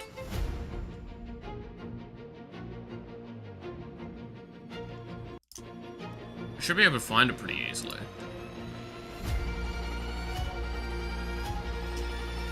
I think it had numbers in the title. Like, 34 or something like that. Oshinoko. Oh, such a good series. I should be able to find it via seasonal, because it shouldn't be too far away. But like, Dan Da Da Dan is another example of one that I really liked that one, but I did not watch it as it came out, because I just can't watch stuff as it comes out. But I'm real glad I did eventually come back and watch that.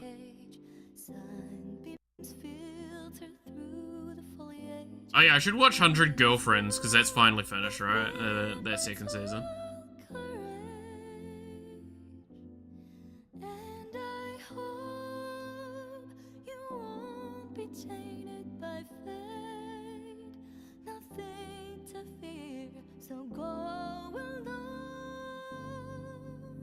fell into the further parts of the manga because the author lost passion and motivation for it. Not sure how true that is. So, as someone that has been heavily spoiled for a lot of that stuff, I don't know if I would say that's 100% the case. But I don't think that's an inaccurate way of interpreting what happened.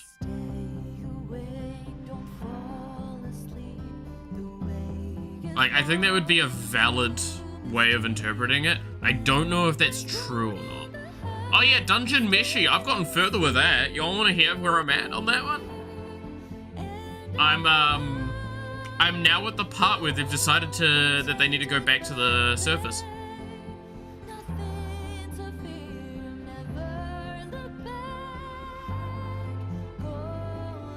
And I think we've just seen the samurai again, finally.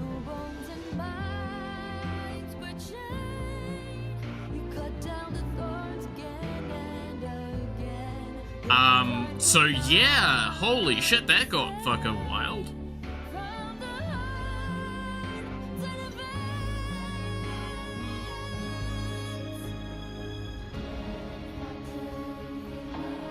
Dungeon Meshi is fun. It's really fun so far.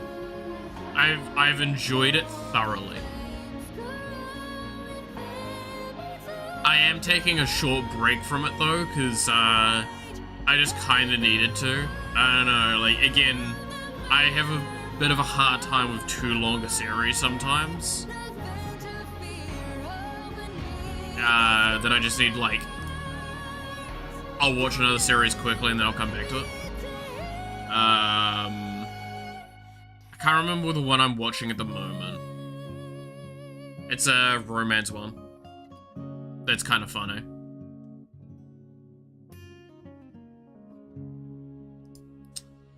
I know the one I'm looking for was really popular in the seasons that came out, so it shouldn't be hard to find.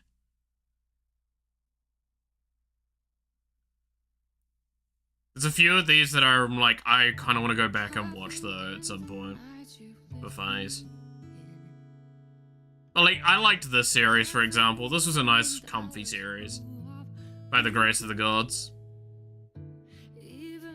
Meanwhile, right next to it is one that I refuse to watch for the end of days. My life is Inukai-san's dog. I just no. There was a series I watched or read, sorry, that has gotten an anime now, and I refuse to watch it for the same rationale. Which is it was an S-rank behemoth, I think is the shorthand for it. And I just, no, you can't do an ecchi series centralized around an animal. I'm sorry, you just can't. I'm willing to accept a lot of dumb shit. And that one was a little too much for me, Chief. That's going a bit too far. Call of the Night, such a good one. Oh yeah. Made in Abyss is one that I've, like, only watched, I think, the first season for, or whatever. Which one of my friends hates that, because... Okay, wild take, I didn't actually enjoy Made in Abyss that much. I thought it was good, I didn't like it, though. It was not a series I was, like, super excited about, watching. Which is ironic because, like, in Dungeon Meshi's kind of in that same vein of things. But yeah, no, straight up, I like Dungeon Meshi. Don't really care for Made in Abyss.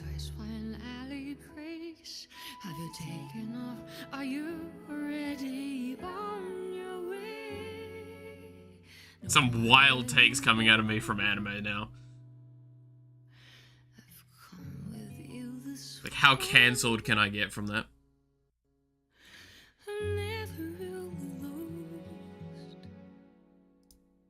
Oh yeah, Fiorita I couldn't watch. I watched the first season. I read the manga, so I was just like, the manga's just so much better. It pains me.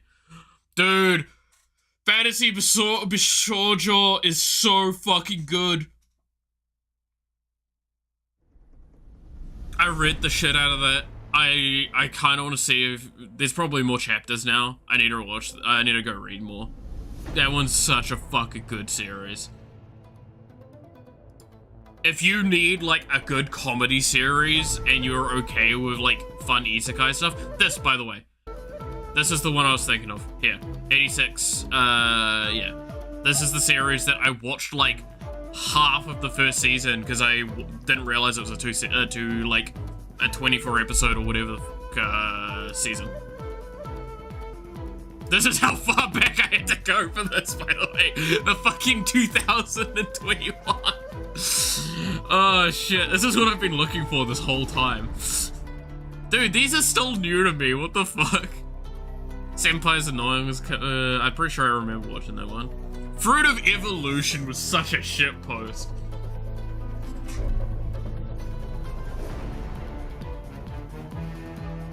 Good lord. Faraway Paladin was an insult to the series. Well, I mean, no it wasn't. It was good. It's the problem with that series is that it's like, it's good at the beginning and bad later. Selection Project. There's no tags, that scares me.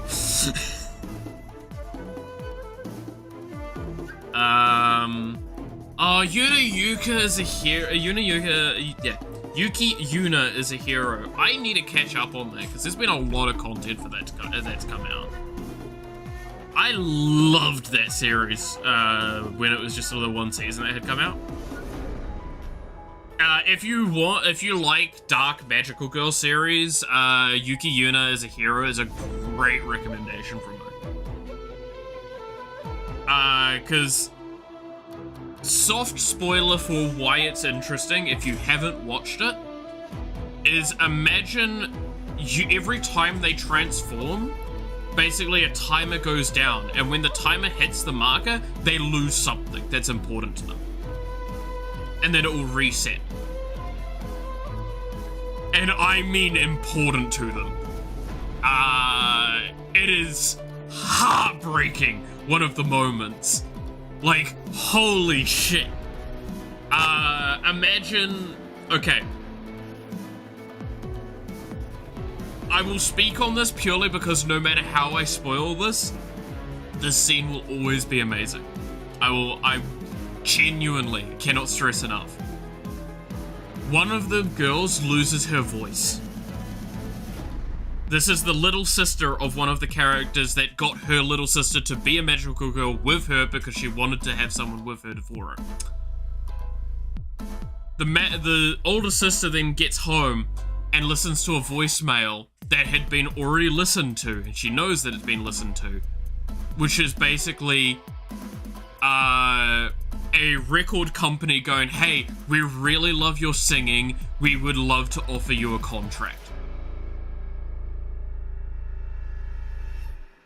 We know that it's your dream.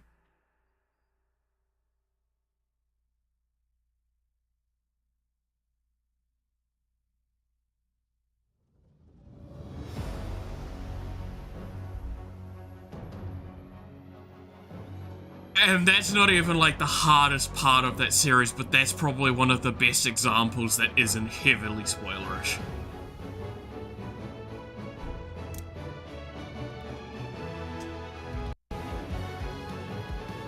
Just imagine how that must feel for that older sister. It was so good. So yeah, no, if you want a good dark series like that, Yuki Yuna as a hero is amazing. I haven't watched the newer versions of it and stuff like that, so I can't speak to those, but I can speak to that. Oh yeah, this is another one that I read and I've never watched because I read it, which is the World's Finest Assassin gets reincarnated. It's like as an aristocrat or something like that. In another world as an aristocrat, I think is the full title. The manga for that one was good. Again, it's when it was at the time where I was reading more manga than I was watching anime, and it causes this like issue of I would just prefer to go read than watch it. And so often I would then go like, oh no, I'll watch a bit of it and then hate it. This one was interesting. This one was for a gacha game, I believe. And I stand by, outside of the ending, this is a solid series.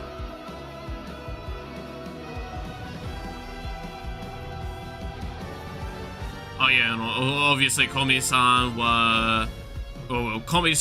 Komi can't communicate, which Komi-san can't communicate. That was a solid series.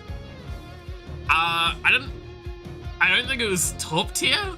It actually fell really into generic for me. But then again, like, especially by current standards of how we watch series, there's normally an anime like this that comes out every season, and it's because of Komi, right? Like, again, this is the issue of the series felt fairly standard, but it's because so many series have done the bit now that's like that, and like further expanded upon the idea and have different hooks and stuff like that. I mean, fuck, the amount of series that are literally just girl has social anxiety and main guy has to like help her along with general life and they fall in love. But they can't like express that because the main character's either dense as fuck and the girl's too fucking shy or some shit like that, right? It happens like every season of anime. There's like one season of an anime like that.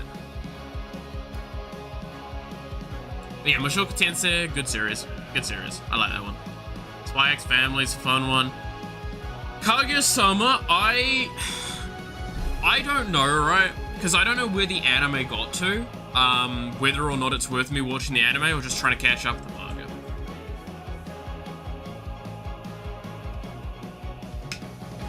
Because I wasn't far away from, when I'd caught up, I believe it wasn't long after that is when Kaguya-sama finished. So it probably wouldn't be that obscene for me to catch up. But I don't know if it's like the anime's caught up. Because I know the anime is probably worth watching more than the reading it now. Especially with some of the later stuff, because they did a lot more work and like really improved certain scenes.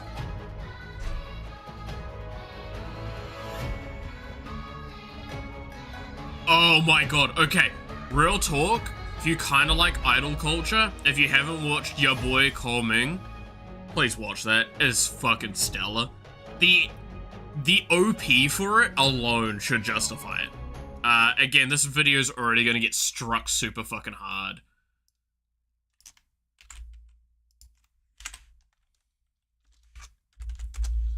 So I might as well.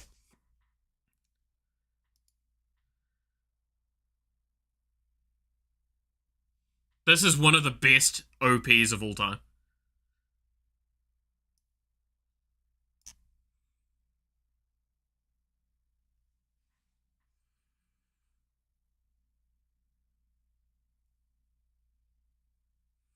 Give it a moment.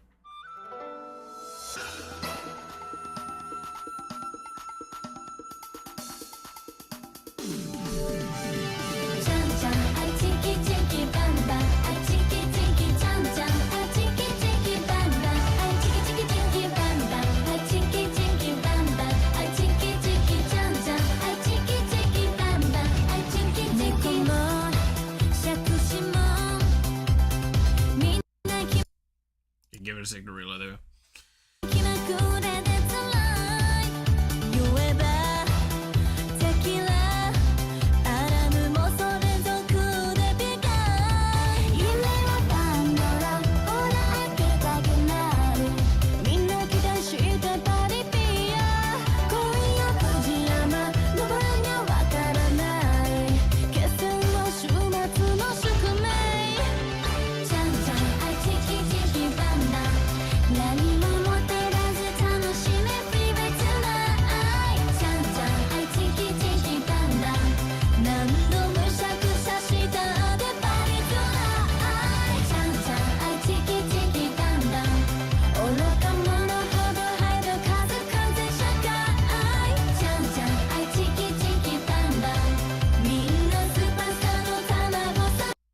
Also, in case you couldn't even just tell from the visual thing of it, I just want to pull this back. This guy, it's voiced by Takahito, which is Dio, if I remember correctly. You can't even make this shit up.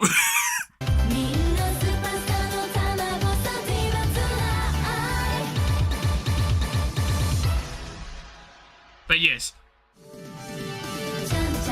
that song permeated the internet for like months because of that series. Highly recommend it as a fun one. But yeah, no, like it's just genuinely, that song, so fun. The dance took over. It was really fun. If you like series where it's basically the main characters having to solve puzzles and doing strategy bullshit, and then like at the end they win, and then it's just like, oh, let me explain how I won this entire festival. This is a great series for you. Very fun. But yeah, your boy Kongming is a very fun series. Very fun series. And it is absolutely impossible to not watch that intro every single time. Same with like Oshinoko for that. Right?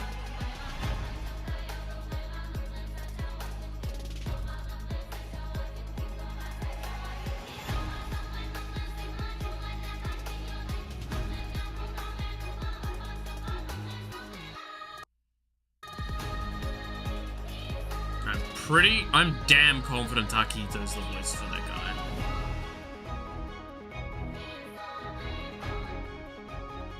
Am I wrong? I swore it was him.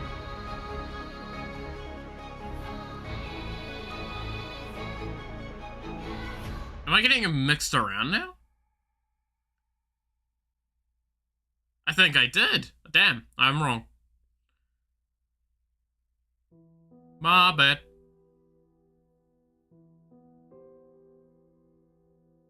He must sound very similar.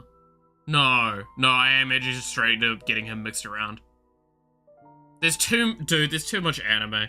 This is a long time ago, because this is one I watched, like, relatively as it came out. It was actually during that sort of time. I think there was another series that came out around here that had a character that looked like him. That's why I'm, like, getting it confused.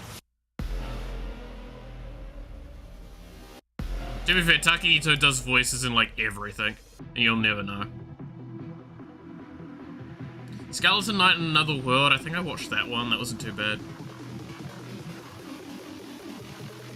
This again, here's another great example. This was a series I tried to watch, and it was like, I think I stopped, it was 14 or something, or 13 episodes out, realized that it was like halfway done, I'm like, oh, I'll come back later, never came back.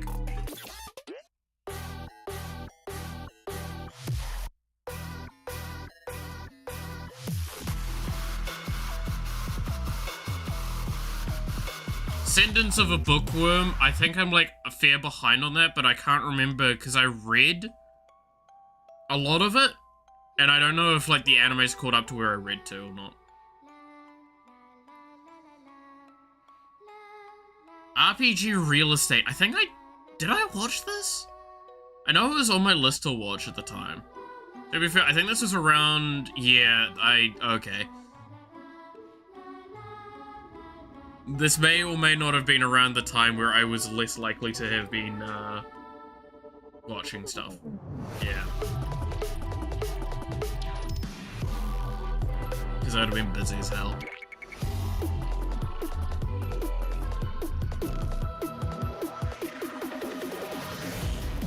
I know I didn't watch this one because, like, I just didn't really want to watch another Komi-san. But just instead, the character was small. Data Life. I have not watched Data Life since like the first season. Good lord. Which is a bit of a travesty. I should catch up on it one day. It's just really hard to catch up on it because like of some of the community for it makes me kind of uncomfortable. Like Yoshino, I liked her character, but the amount of shit that I saw for her, I was like, ugh. Licorice Recoil's good. Overlord, again, it's... It's got a great world. It's got great world building. It's really hard to want to come back and watch it, though, I'll be honest. Last Room of the Elite was interesting. Admittedly, I think I had problems with the series. Like, it had good and bad to it. It was more good than bad, but fucking Devil is a Part-Timer I did not come back for because I read so far along that even, like, the new stuff that came out still doesn't catch up. Take Overlord's name out your goddamn mouth. Dude, I will stand by this with Overlord, is that, like, it is so much aggressive edge that if you cannot stomach that at the time, it is not a pleasant series to watch. And that is the issue, is that I kind of can't handle serious edge very often anymore. There's a reason why, like, Eminence Shadow is so good to me, is because that's edge, but it's so over the top that it comes around to being comedic, right? But, like, Overlord's fucking story is, it's got its good and bad. Like, I'd watched up to, what was it? He'd summoned the giant things and he fought that dude in 1v1 combat on the battlefield, and the guy's like, I will have a serious fight with you, and he just goes, you're a threat, so I'm just gonna fucking kill you. With, like, Zawaldo break your heart and then leave. And you just fell over, and now the hero of your country is dead. Because your sword is kind of strong.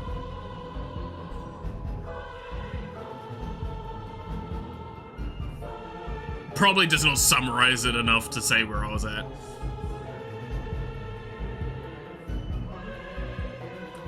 Tokyo Mew Mew. The series that got me into anime.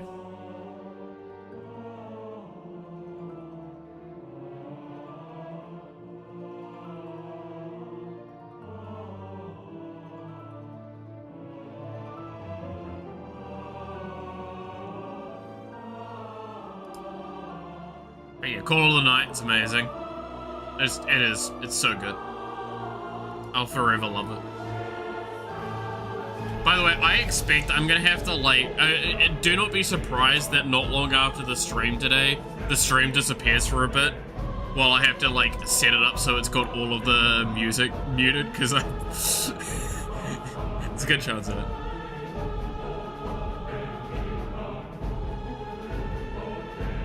I hate when people do a poor job explaining a part of a story they barely remember that I like. I apologize, but also, I watched that back when it had come out, and that's been years. And there's been a lot of time since, like, a lot of things that have happened between now and then.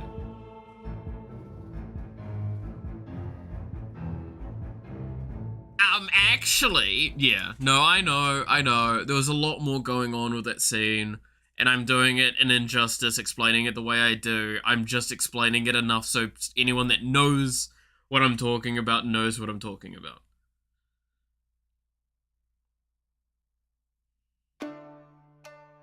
I tend to do that a lot.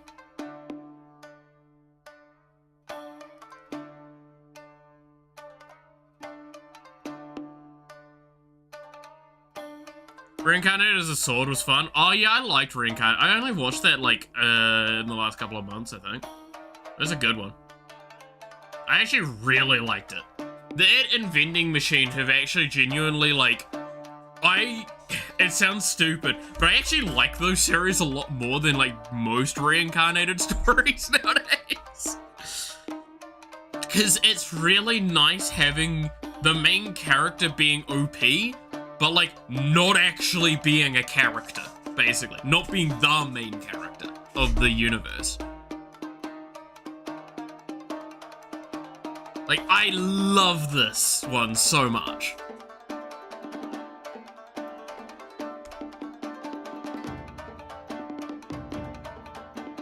Oh, come on, phone. Work with me, buddy.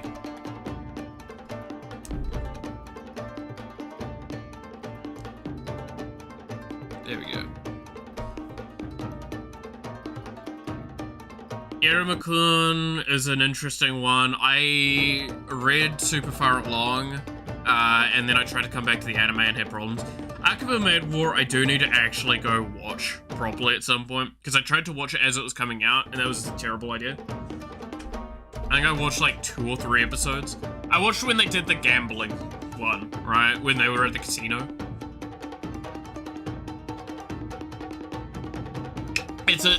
I know it's a series I'll enjoy, but I just need to actually sit down and go watch it. Like, it's the right kind of shitpost energy for me.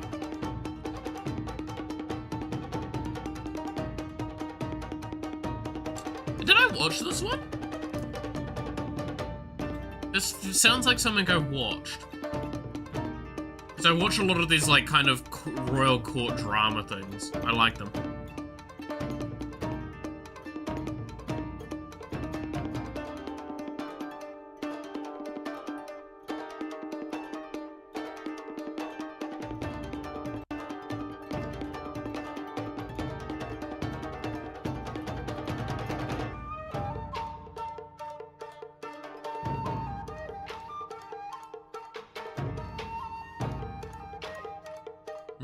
No, I don't think I have watched this. Maybe I will.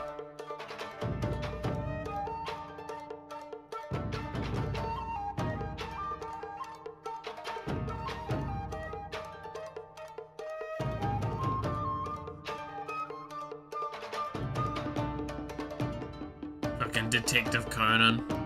Goddamn.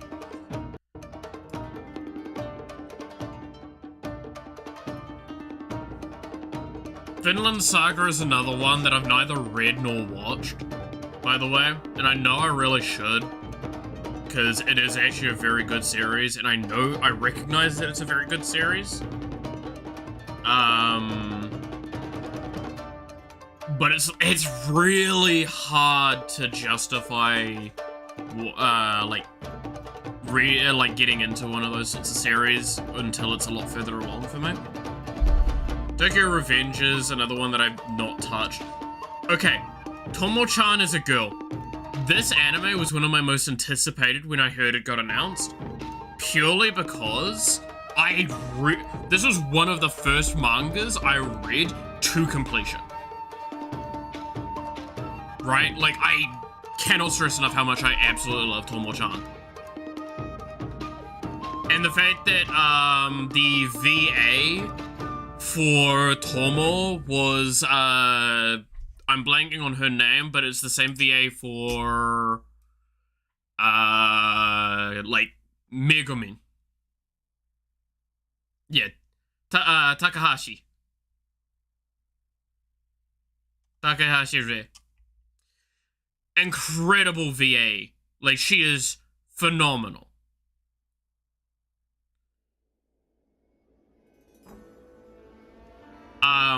But I absolutely love Tomo-chan as a girl. It is one of my favorite, like, series ever.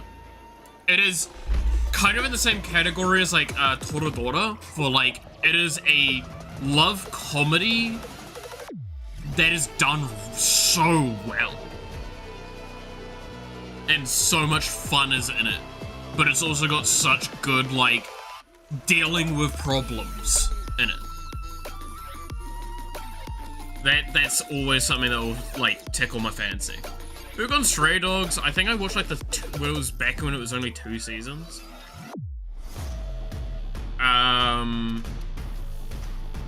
Oh, The Angel Next Door That Spoils Me Rotten. This was a cute series. Buddy Daddies! Oh my god, yes!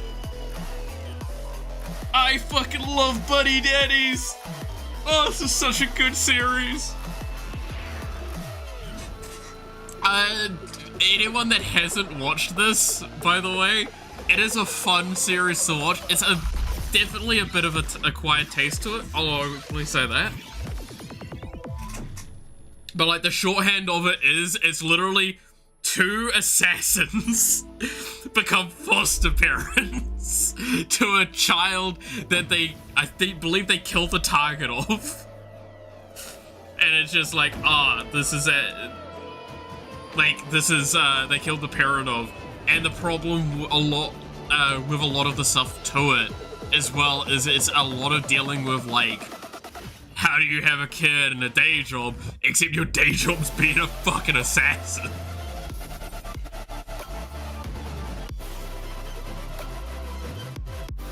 It's Spy X Family, but with a gay couple. That's not inherently wrong, but it's a very different angle the story takes on it.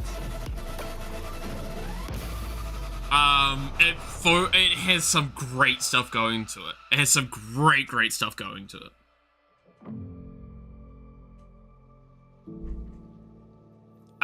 The difference in this one is that, like, for example, the mother exists. And there is... Oh, fuck. I just got... Yeah. So that entire arc dealing with the mother of the child is a great example of, like, how fucked that world is, and I loved it for it. I absolutely adored that. It is really rough, because she abandoned the child originally, and then, like, it gets, oh god, I can't explain it because it is really complex and it has a lot of nuance to a lot of the moments. Like, there's this whole thing about how, like, oh, I really loved my mum's hamburger steaks, like, she made the best ones. The ones she got were the fucking store-bought ones. And she would, like, cook them lazily. Because she just didn't care. And she only took the kid back at one point in the series because it was beneficial to do so. And not because she actually wanted to look after the kid. It's really fucking tragic in the series with some moments in it, but it's really fun. Campfire cooking another world with my absurd skill. Again, I will always have a soft spot for, like, camping series like this. Anytime there's an isekai thing like this, I will probably have watched it. I love them. Farming in another world. I don't think I ended up watching this one. I really should. The ice guy and his cool female colleague. I want to say I watched this, but maybe I didn't. Magical Revolution of Reincarnated. Oh, I definitely watched this and I thought this was great. People won't let me be invisible. Don't know if I've watched that one. I played Sorcerer Shall Rule the World. I'm pretty sure I watched this one. Yeah, no, I did watch that one, yeah. Chilling in my 30s after getting fired from the DMX. Dude, this one was a fun one. Inspector, I watched the first season of it. I don't think I will watch the second season. I think I've left it as that. This one was a solid one as well.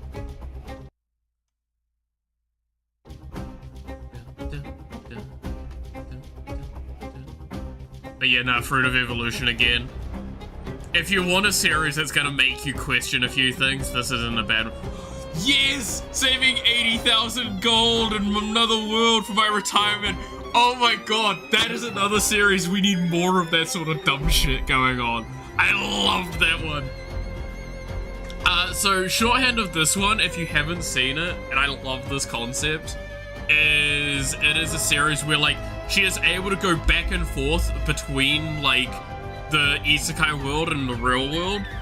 And she's just basically trying to find ways to make money, so she can live a happy, comfortable life with retirement. And she's basically, like, she's buying things over in the other world to bring back to the real world, to then bring things back from that world to the other world to make a shitload of money.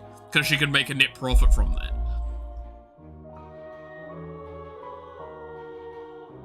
But she's also, like, a dainty girl, and I'm pretty sure she buys herself, like, a handgun. And she's like, I have a gun, bitch. Is it a gun or is it a taser? I can't remember. It was one of the two. And it's just like, I have thing. Fuck off. It's like, I have equivalent to magic. Eat shit.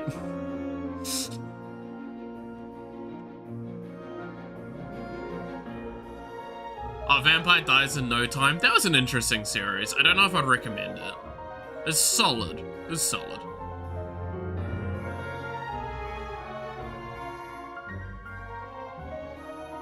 Now I'm just sitting here, like, reliving through anime stuff. I hope we're enjoying this. Hell's Paradise. That one sounded interesting. I might go there. Oh yeah, Mashal. Magic and Muscles. Good series. Look, you can't not love some of that one, because it's just like, LML, I'm going to use, the Harry Potter, like, broom to fly around. How do I do that? I jump really high and move my legs really fast to keep hovering in the air, because fucking why not? Oh yes, Yamada-kun. This was a good series. I like this one. Tonikawa. Haven't watched the anime in ages. Read through the fucking manga.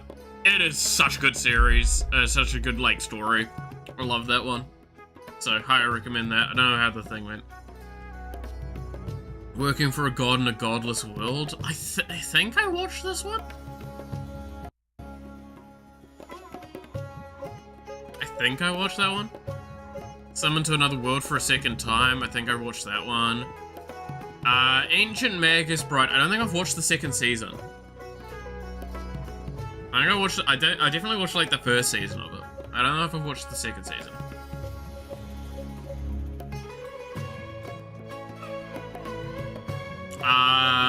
This one I watched. Okay. So the series I'm watching at the moment is kind of in the stem of storyline. I want to get out of Princess thing? I can't remember. Anyway. Princess Lessons. I want to get out of the Princess Lessons, I think is the name of it. I can look. Give me a sec. I want to escape from Princess Lessons. That's the one I'm watching at the very moment. I watched about 10 episodes of it. So I'll finish that off later.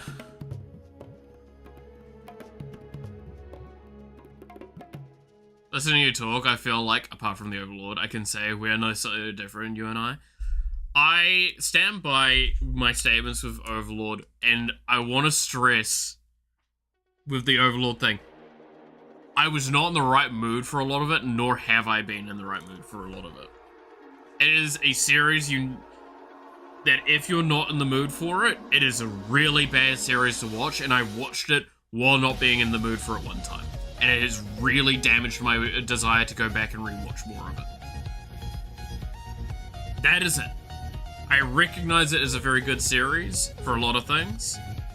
But the problem is, if I go back to watch it, I probably have to rewatch, I think it's 2 seasons is what I watched up to.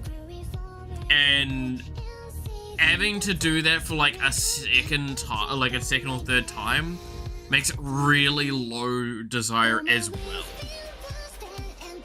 Like, don't get me wrong, I have been spoiled for a lot of the stuff in that universe, and I love it, right? Like, there's Rubedo as well, which I think she's finally now actually in the animated series. But, like, she's a character, for example, I absolutely loved the design of how the Albedo and her sisters were designed, and, like, the stuff around them, and the powers that they have, all that sort of stuff. I mean, Rubedo's literally the strongest character in all of the 2, right? Like, she is so fucking strong. But she's also one of the most unpredictable characters. She's highly unreliable. For a lot of things, but she could just nuke the universe. Well, not quite that bad, but you know what I'm getting at with it. I think she's finally turned up in the anime. She can solo the whole guild. Yeah, that was the point, right? Like, she was basically a nuclear weapon. And that was always, like, the point with her. And the thing is that in the original content, she is referred to a lot more. And she's in, like, constant talk about existing a lot more than she was in the anime. And that's something that definitely, like, made me a little upset. Because I found that stuff really, really fascinating. Because it's 3 sisters and they're the representation of the stages of alchemy. I think Rubedo is the youngest sister? Have I mentioned like 2 times? Yeah. I mean, the fact is, it should have been like in the first, like, third of the first season, we should have had Ainz go and interact with her at least once. If I recall correctly. Like, we should have had, like, an interaction fairly early on for that. Basically about how she's chained up in the basement.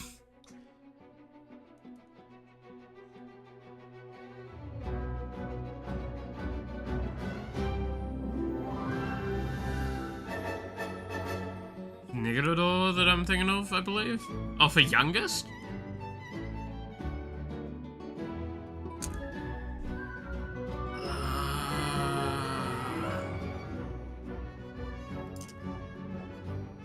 No, I'm pretty sure it's Rubedo that's the OP one that's, like, in the basement. God damn it, I fucking hate this. That.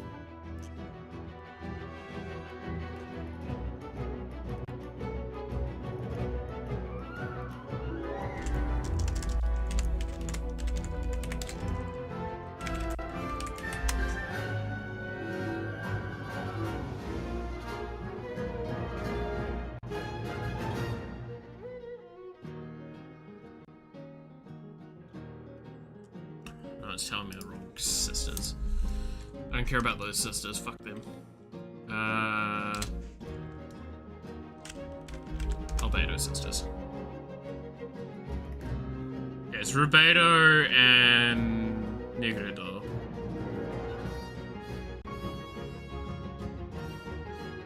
Maybe I am wrong. Maybe it is her.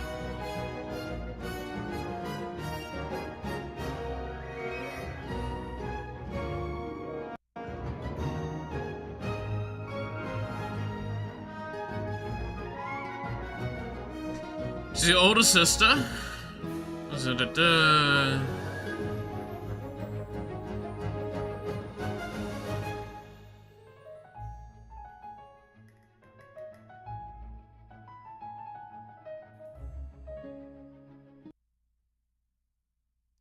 And Rubedo.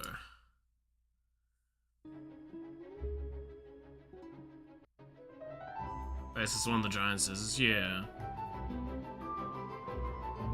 Yeah, so Rubedo is considered the strongest entity in Nazarick.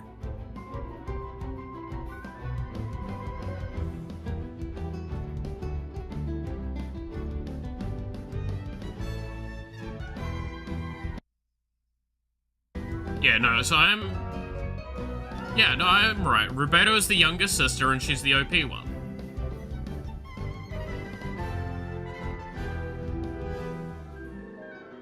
Yeah, no, this is the one I am thinking of.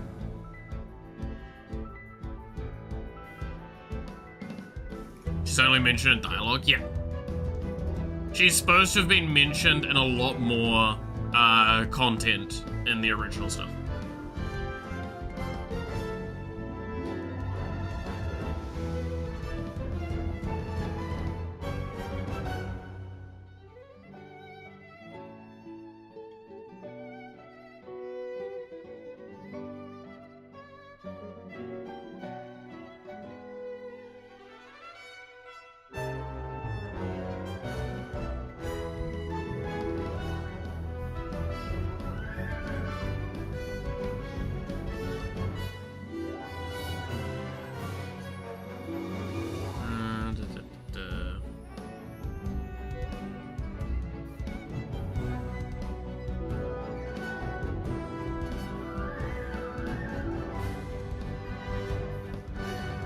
Yeah. So I was remembering correctly though. Rubedo is the one that I'm thinking of that's super important. But like the fact is she's supposed to have been interacted with multiple times in the original content in the light novel. But she's not interacted with, like, she is only dialogue mentioned in the anime. She is a nuclear deterrent. Theoretically. The difference is that nobody knows about her. It's a secret weapon then, by that argument. But, like, the problem is she's extremely unpredictable. For some regards. And because she is so dangerously powerful, it's hard to justify ever releasing her. I don't think she was directly shown in the novel, even at the current point. So she wasn't shown, but she was basically in scenes. Is what I recall. That's why I say, she's been interacted with. She is not spoken. But, like, Ainz has gone to her location. I'm pretty sure early on, he went to her location.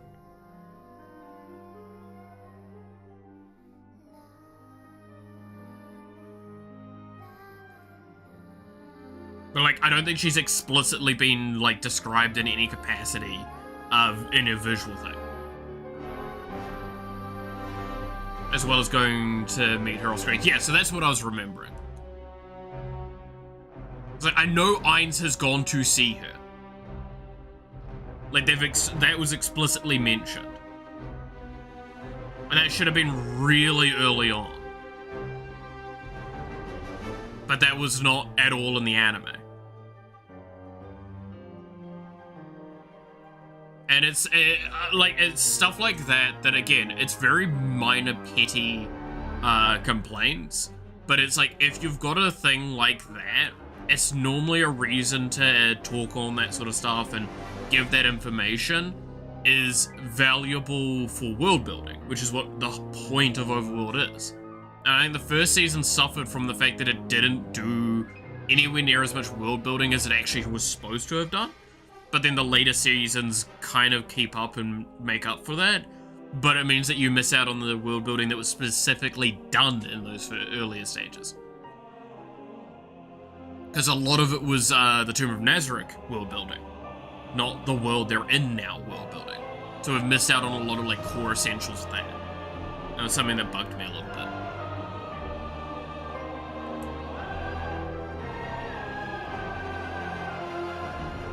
But again, very petty complaints. They're not the reasons I haven't gone back to rewatch more of it. They're just additional factors that keep me upset about the series and being like less inclined to go back to watch it.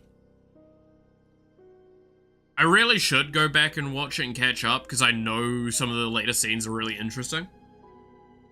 I've seen them. I've watched highlights on YouTube.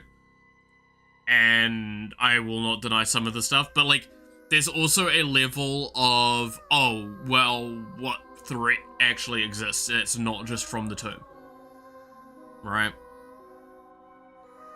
Like, one of the biggest problems I will always have with a series with an OP main character is that, like, sometimes they just don't feel like there's anything actually happening. And that's why that series relies so heavy on its world building. But I'll openly admit, like, series that are highly only world building and not into character suffer to me. I think that's actually why, like, Maiden Abyss suffered in my eyes versus, like, Dungeon Meshi is much better in my eyes. Like, those series are extremely similar by design, but, like, Dungeon Meshi is a lot more into character focus while doing its world building. That makes it more appetizing to me. Haha, get it?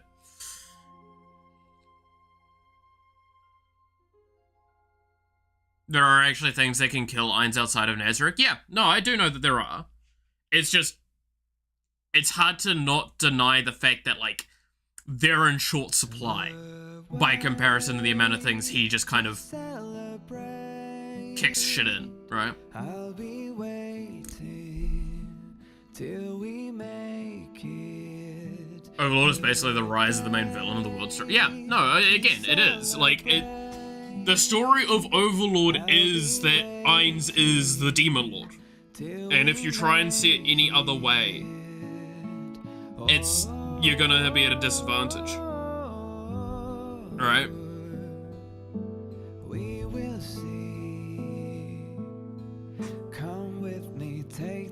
like, he's a villain with a code, admittedly, and that's something that I always will appreciate.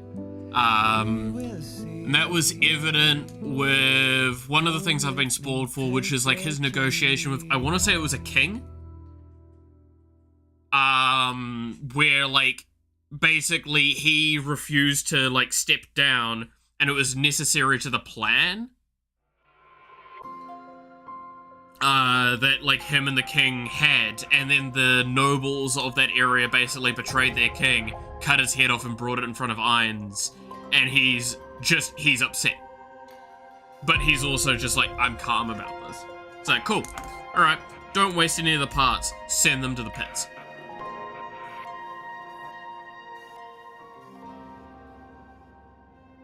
Because you've upset my plan.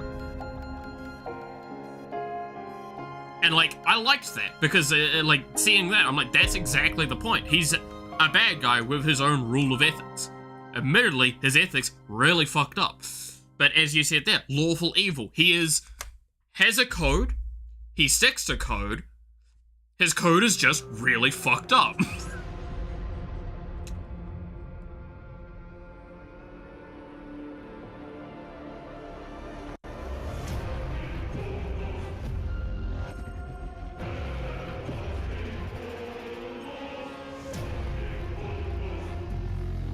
And, is it Demiurge, the demon guy? Like, he's a great example of, like, he pushes those boundaries. You actually like that kid? Yeah, no, because he was one of the first people that talked with him and just, like, spoke very... like, if I remember watching that meeting, it's literally... Is there a way that this can be ended peacefully? No, there isn't. Well, I tried. Can you at least give us, like, quick deaths and shit like that? And, like, all this sort of stuff. It's like, you know what? Sure.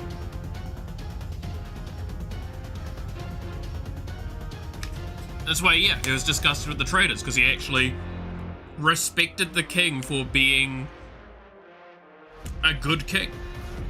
He thought about his people the best way he could.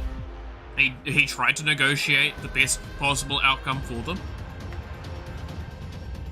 And then these people spat in his fucking soup.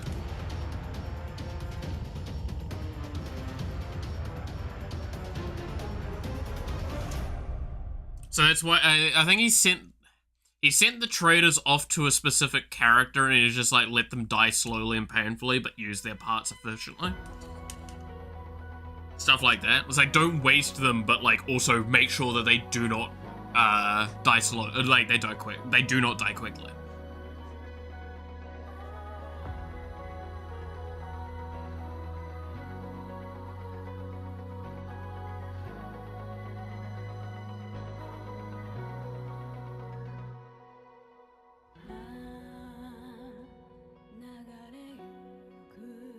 Sent him to a sex deviant, Cthulhu-looking torture expert, yeah.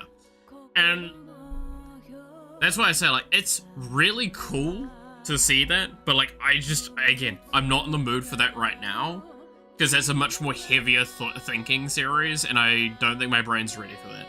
Dungeon Meshi's, that's kind of why I'm taking a break from Dungeon Meshi, because I can recognize the second half of the series is about to get super serious and super intense. Just with, like, some of the complex fashions, with, like, the mad wizard or whatever the fuck they're called.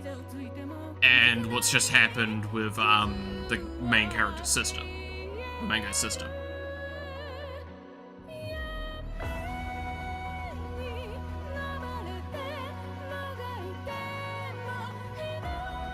Yeah, there you go. So, it was, that, I do remember that the moment you say it that way. Yeah.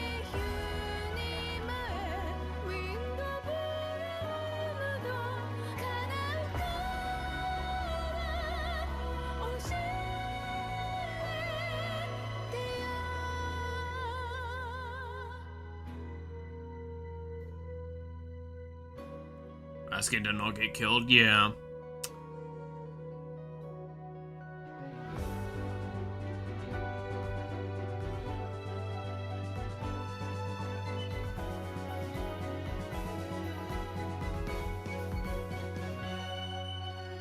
It's, yeah. No, I think, what, I'll finish the series I'm watching at the moment. I'll then probably, I don't know if I want to go back to Dungeon Meshi just yet. It's really hard, because, like, I kind of just want a Brain Dead series for a bit. I mean, that's why I'm watching a, like, chill romance one, right? Which, admittedly, is a bit creepy at moments, because, like, the main plot is that the prince really likes this girl, and he's literally kidnapped her. He's actually gaslit her into, like, a lot of things as well, which makes me really uncomfortable with some moments. But it's also, welcome to a female-focused anime series like this, where it's the prince is a gaslight expert, and he basically is like, no, I love you, so therefore you must love me. Just because I'm both hot and, like, a prince. Which will always make it really weird. I don't know what you can do to convince me that those series aren't, like, basically 90% of them are something along the lines of, like, fucking, like, capture, what's the word for it again? Stockholm Syndrome, that's it.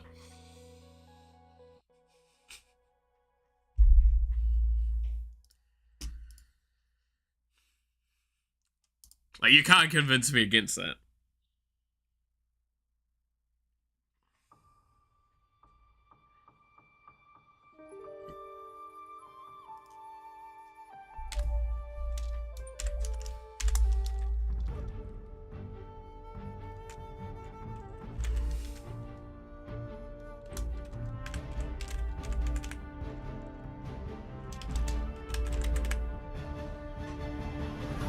Did you saw the meme with the male fantasy versus female fantasy? Which one? Wait, let me look at the fucking memes thing. So I'm assuming it's one that you've posted in the channel. Or is it in here?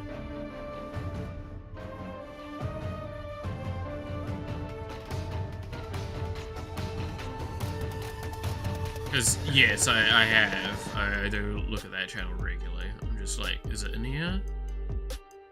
Not that I'm seeing immediately. There's several, though, of that sort of meme.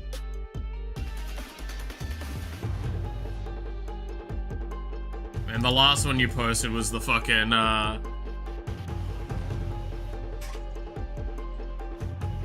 the man's fantasy being guy with a few girls walking hand in hand, seeing a sunset, and the female fantasy is girl getting choked out with perfect. Yeah, I mean, that's pretty common for a lot of those. And it's worse, because I can say this with utmost certainty. That's actually more true than people want to admit. It's better as well, because one of my favorite versions of that was an artist did, like, this thing, and it's just, someone responds going like, oh my god, men always, like, thinking this is how women think and all that. And then just the response underneath of, you do realize that's a woman making that one, right? The meme was originally made by women. Yeah, like, I'm pretty sure the main versions of those memes have all actually come from women. And it's just like, oh, it's disgusting males thing. It's like, no, this is actually how they think. I could go ask Noxie right now, and she'll probably just straight up go, yeah, that's true. Fuck, almost every woman I know has been like that. Dude, women are really fucked up when you think about it.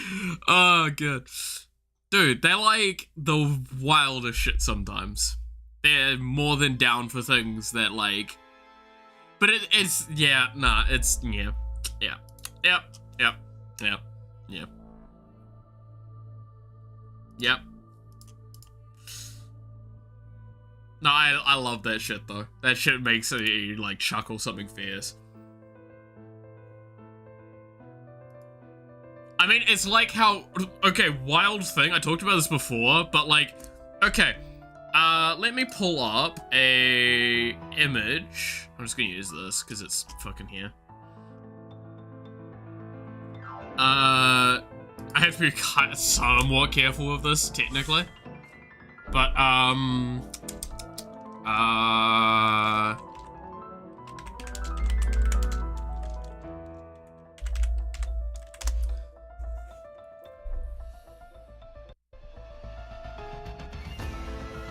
The fact that I see safe search pop up immediately is exactly what I expect here.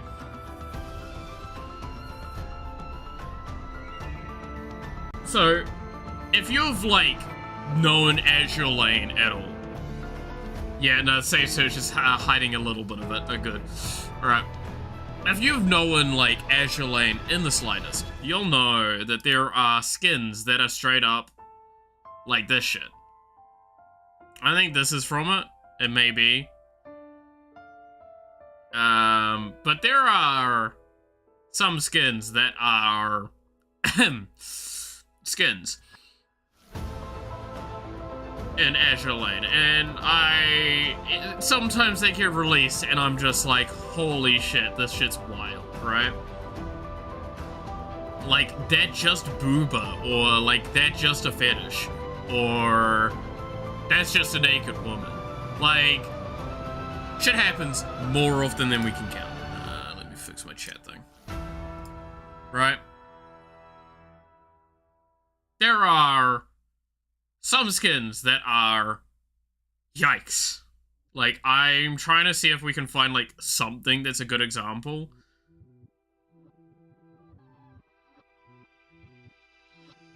But, I mean, like, there's kind of this, I guess, as an example here. This Enterprise skin. You can kind of see with that.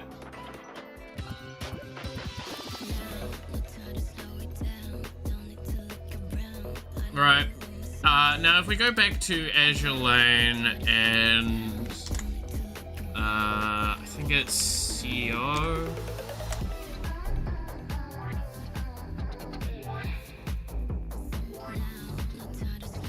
So this is the CEO of Azure Lane. This is the person in charge of these, like, highly degenerate, like, titty skins.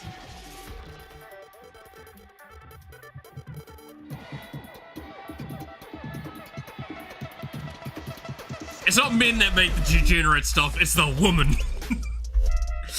They know what they want. She's amazing, by the way. She is, like... She is actually such a treat. She's so funny.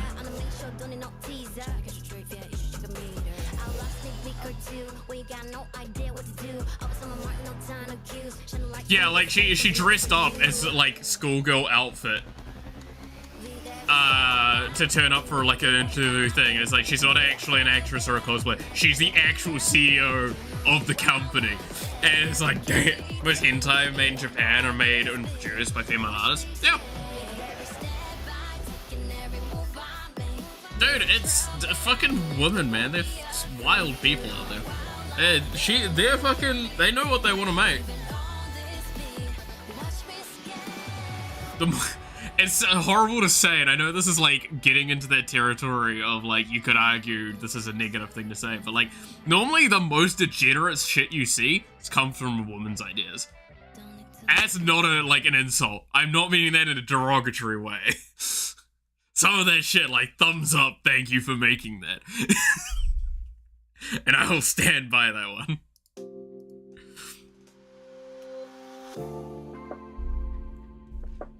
I mean, to be fair, most manga is also, like, husband and wife, like, making it often, right? Like, there's a lot of manga that are made that way.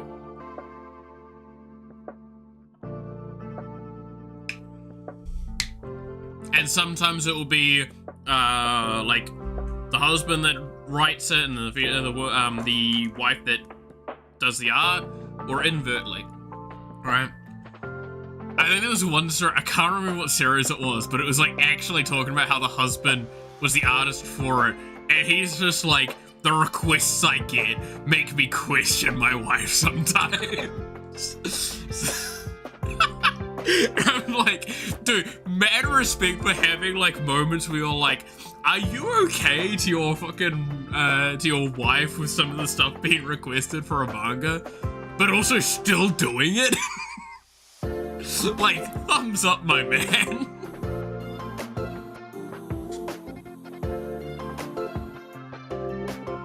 Like, that's a true fella there. It's like, look, I will question this, but I will support you.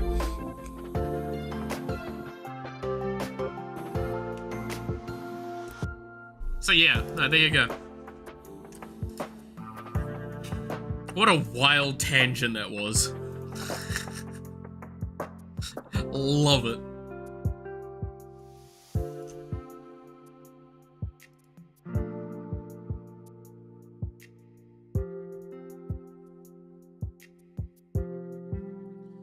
But yeah, no, that's why sometimes I can get worried whenever I watch like those romance series. It will always be a thing that I'm like, I watch these and I enjoy them, but I will definitely, are you, huh.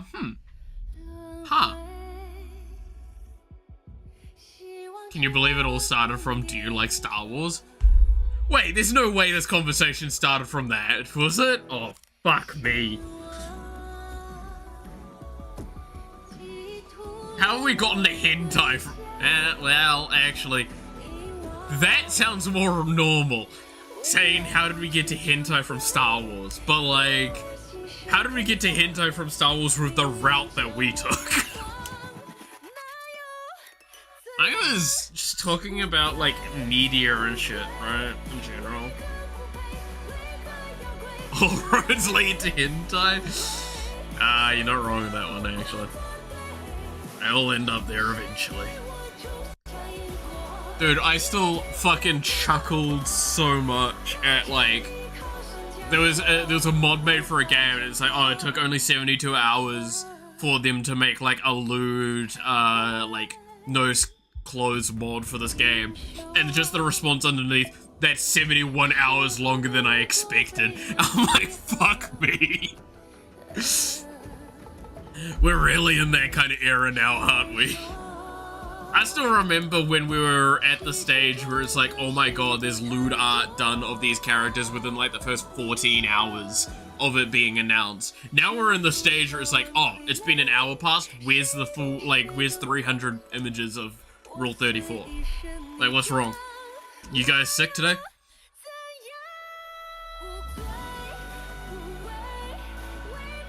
The world has changed so much.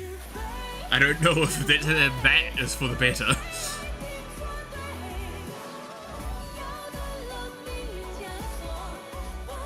To be fair, there was, what was it, the little anime girl for the Vatican?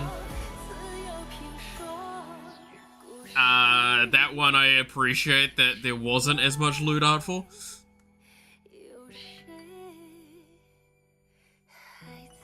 When Ash was added to Overwatch, she was already Rule 34 made in like 30 minutes from her first trailer. Yep, that sounds about right. To be fair, she's the cowboy, like the cowgirl-esque styled one, right? With the ult that summons, I think, Bob or something like that. Like it was a robot that she summons. Let's see if I remember her kit. She had like a grenade that busted shields. Western Bandit, yeah. She had a grenade that busted shields. She had the summon as her ult. I think it was called Bob. What else did she have? I can't remember. I just remember she had like a weird shotgun rifle. As well. Like it was, I think it was a pinpoint, but it acted like a shotgun.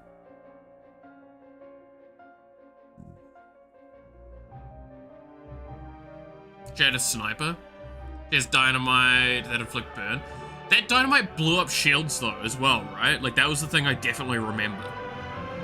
Because like that was, she came in as shields were getting introduced like quite widely. Because was it Brigade or whatever the fuck her name was also got added around then?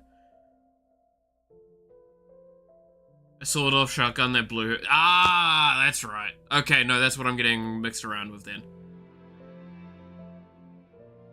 Yeah, that's right. But no, I'm sure the dynamite was, like, designed to also deal bonus damage to, like, barrier, specifically. Barrier shields. 'Cause it was Brigade or Bridget or whatever the fuck her name was again, was also around that time. Which was like the chick with the shield and flail. Which also, I think, did bonus damage to barriers.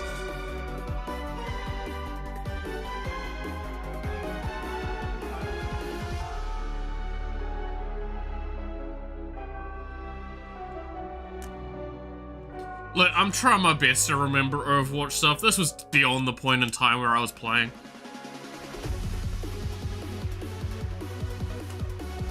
The last time I played was when Symmetra, I think was her name, was added? The hacker girl.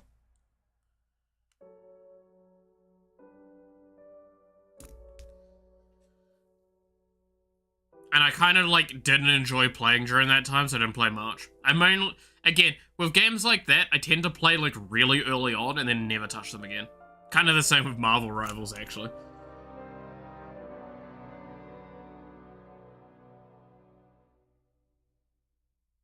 Sombra was the hacker, that's it, yeah. Oh, you know, Symmetra's the other character. Yeah.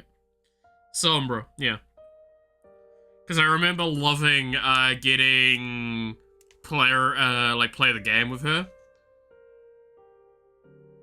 Because she had like a thing with like play of the game where she would hack in. So it would look like someone else and then it would just hack away to her. And I thought that was fucking hysterical. But like I played a bit of Sombra. I enjoyed playing her a bit. But like yeah, I couldn't keep playing. And then, because Torbjorn was one of my other favorites, and he'd changed like 3 or 4 different ways, and I didn't really like the way he played anymore.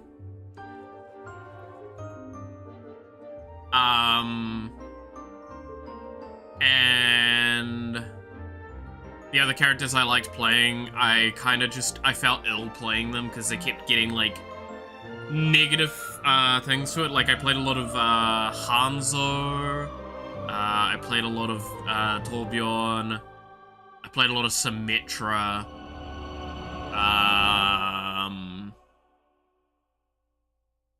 What else did I play?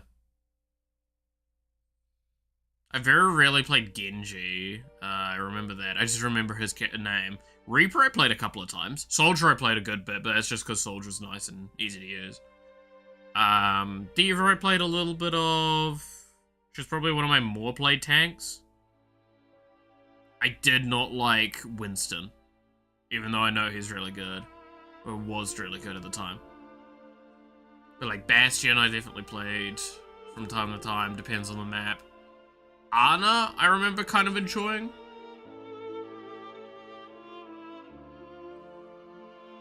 Because I kind of liked the healing and damage thing. I can't remember when she came out. She may have come out after Sombra. Or, I don't know. I remember playing Ana like 3 or 4 times.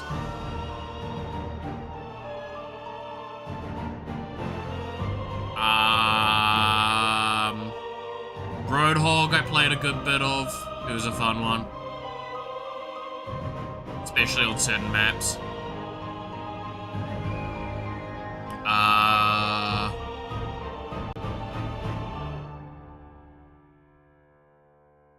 What else? What else did I play?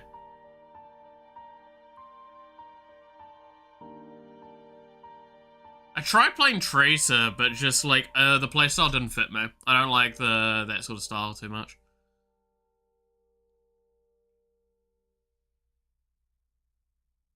Like, Hanzo I enjoyed, but it was also certain map dependent, right? Because, like, that was back when it was Scatter Arrow.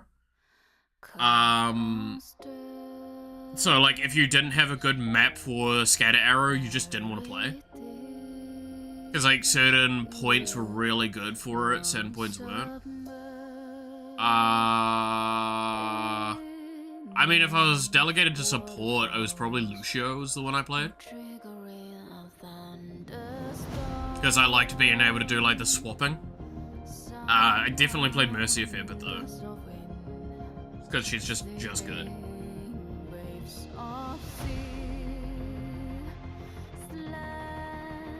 To be fair, I also was terrible at Mercy, because I didn't like I didn't swap to my actual gun very often, which I know makes me like an objectively bad support.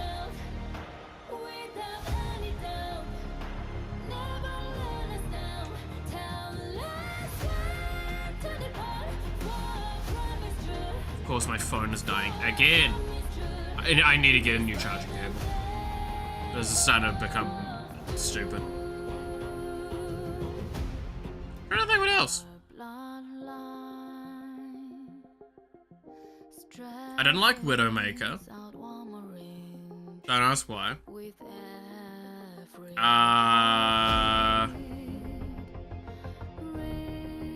Fuck, what were other characters that even existed? Overwatch release characters.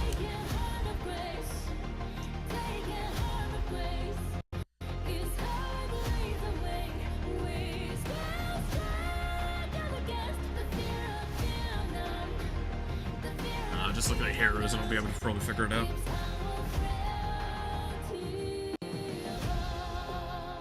Alright, didn't exist. Reinhardt, played a little bit of, yeah, sure. Zyra didn't really enjoy as much. Bastion. Cassidy. Goddamn. Sure, why not? Hanzo, Junkrat, May. Pharah I played a little bit of, I guess. Corbion. Ana. I think this is missing characters, is it not?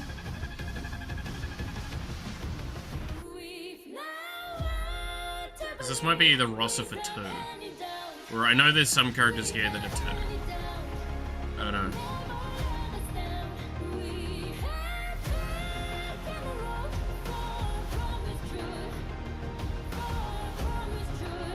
If a sniper can't one-shot a squishy after a full 10 minutes to set up, then I don't have much fun with the sniper.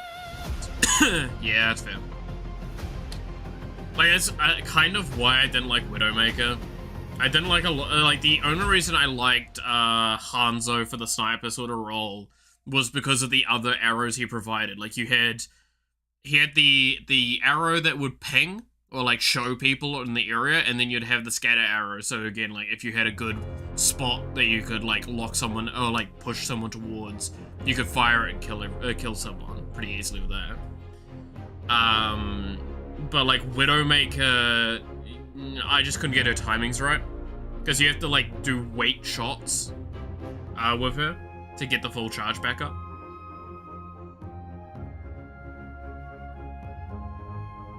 And like Symmetra, the old Symmetra that I kind of enjoyed. She's changed multiple times though, so I don't know what she was like by the end.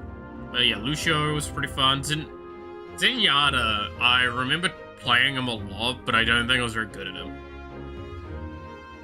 I swear there's more characters. I don't know, maybe I'm getting mixed around.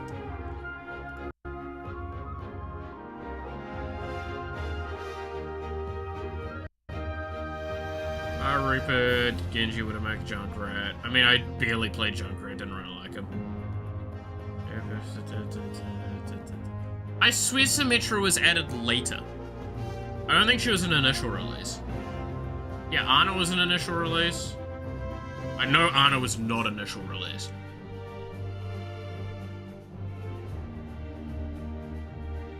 May wasn't either. I didn't like May. Ah, okay. I can't even find an easy list. I'm lazy.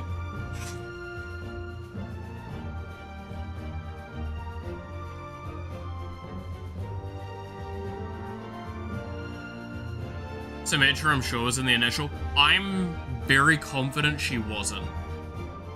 I'm very confident Symmetra was not in the initial cast of the game.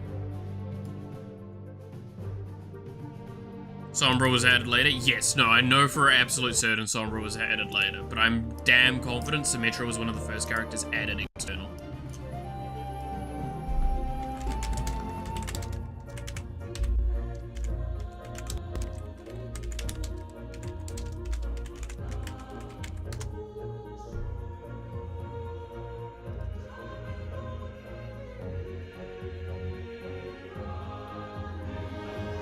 Oh no, it was the rework I'm thinking of, because her initial release was awful, right?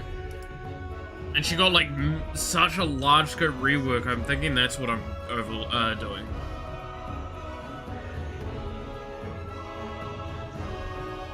Yeah, she was the last of the original heroes revealed. That's right. Yeah, no, okay, that's the mistake I'm making. Because she was, what was she on release? She was the portal ult? Right? I think she kept the portal all the way through. But I think it moved to her base kit and still had a long cooldown.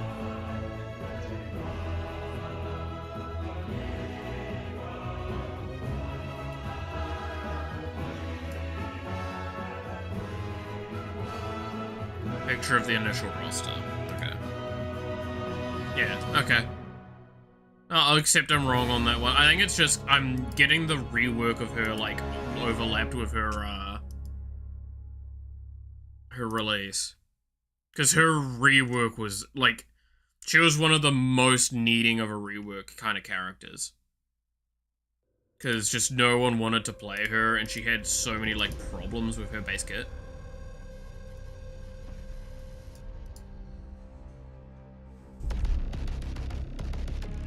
I'm fucking trying to remember what she even did at what given time. Like, I'm pretty sure she had an ability to just give you like a small shield, right?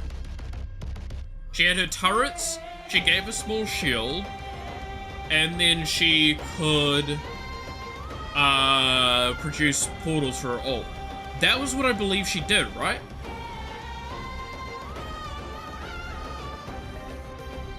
I'm pretty sure that's what, like, old Symmetra was.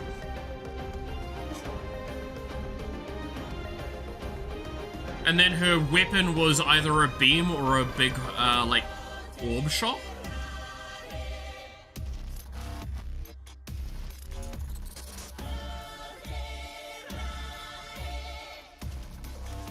I think that's what her base kit was in on release. And then, like, I think one of the changes was that, like, her ult got moved to her kit.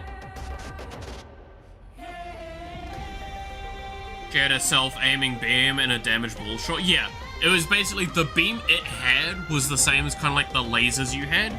It did fuck all damage, but I think it force targeted turrets nearby. And then you had the orb, which did, like, okay damage, but it had range at least. But no, like, I think she... Didn't her ult get changed into this weird, like, barrier thing that you sent out? Or am I, like, misremembering that? Because I think turrets still were part of her core kit. Right? Like, I'm pretty sure that was still part of her core kit after her big rework. And giant fuck you wall. Yeah, that's what I kind of remember. She sends out a wall. Like a barrier wall thingy as her ult.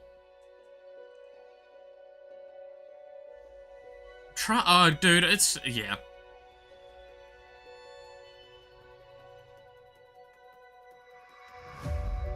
It's wild to think about, like, some of the stuff for that.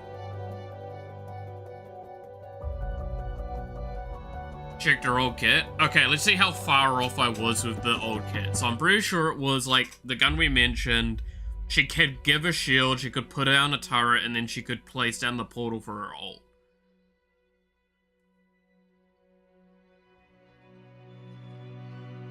I'm pretty sure that was what her kit was.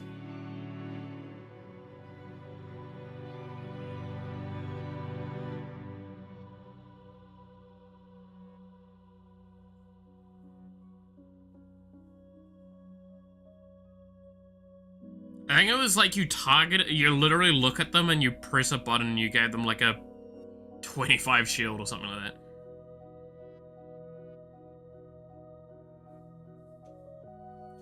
She had the gun, turrets, portal as ult, and gave extra shield. Yeah. The blue stuff, yeah, specifically. Which, like, it was very small what it gave, but it was really easy to give it. So it just gave everyone, like, that little bit of extra health. I think that's what mainly happened.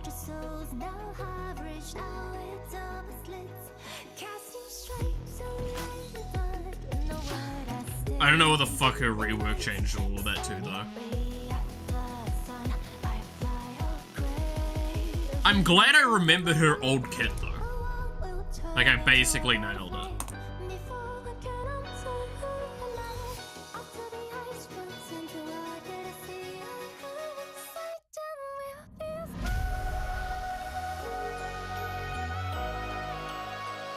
I mean, like, didn't Sombra also get reworked as well, like, before Overwatch 2?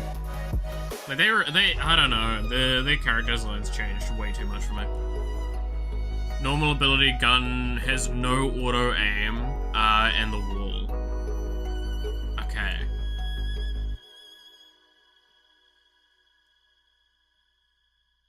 Wait, did she lose the, like, giving shield to allies? Because I know she still has the turrets. Or did they have her as 3 fucking abilities? Huh. Interesting. Because I think like the portal's on like a 2-minute cooldown. Or something. Or at least it was initially. It was like 120 seconds. Or 140, I can't remember.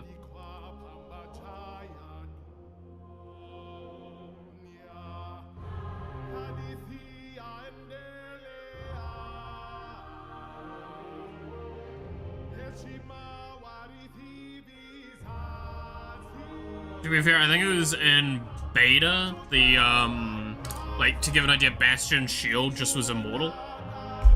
So you just have, like, multiple Bastions in an alleyway and you just kill everyone, and they couldn't do shit to you. It's good times. That got removed. And for good fucking reason. Oh yeah, he doesn't even have, like, self-healing, I think, in Overwatch 2 now. Or something like that, right? I think they actually removed a lot of his, ability to stand still. And be a turret, which is kind of, like, insulting, I feel.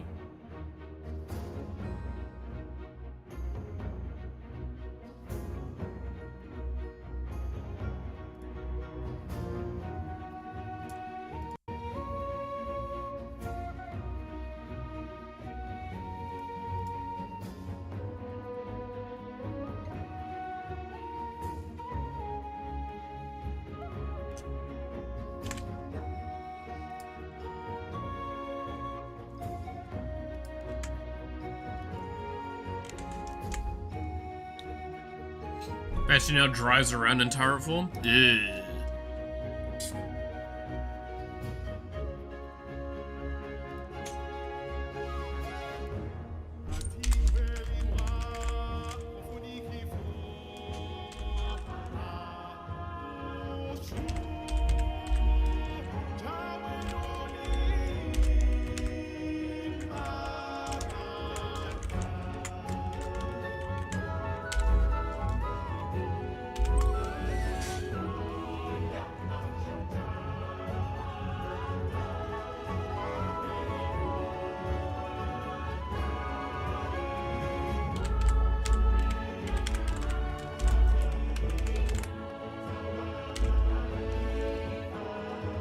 Knockback force, knockback target.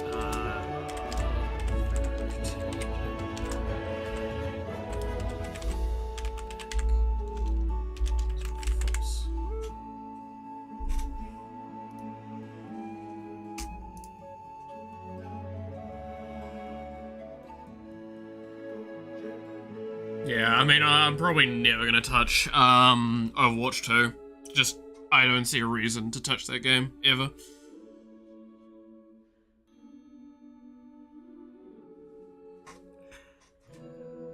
I don't think I'm gonna probably play much more like Marvel Rivals either, to be fair.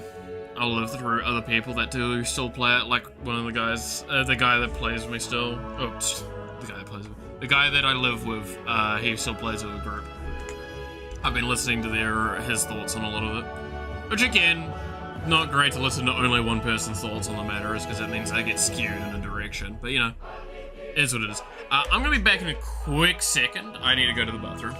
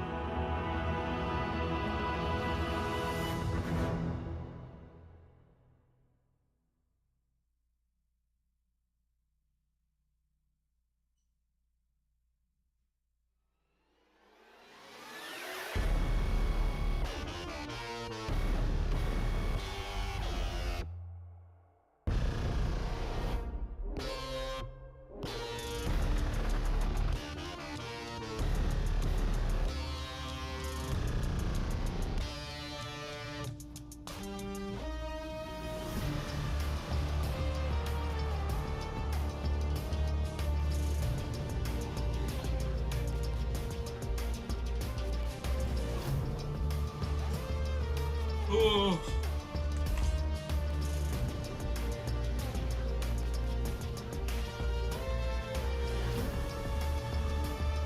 Alright. There we go. Need to finish putting on my... It is very cold here at the moment. I have about 3 layers on, 3-4 layers on. And I also have like 2 blankets on me when I'm sitting down. We're finally getting to cold days and I love it. I like being able to like curl up as much as possible with stuff. It's my favorite.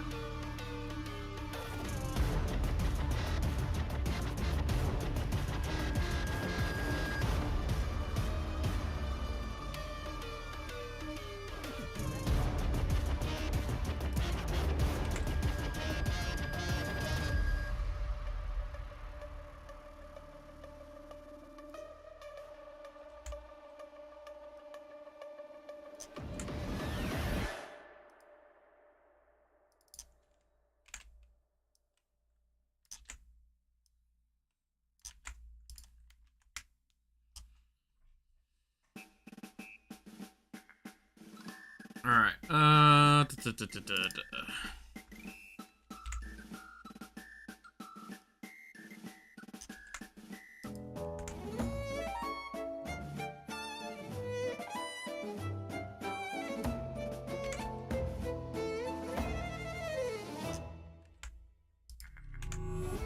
and then I need, the actual knockback code from the other one.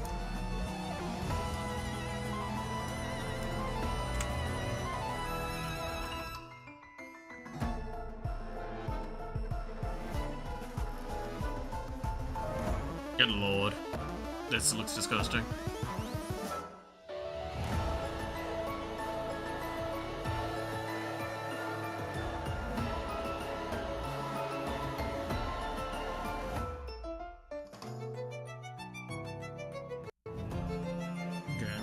Let me just do this.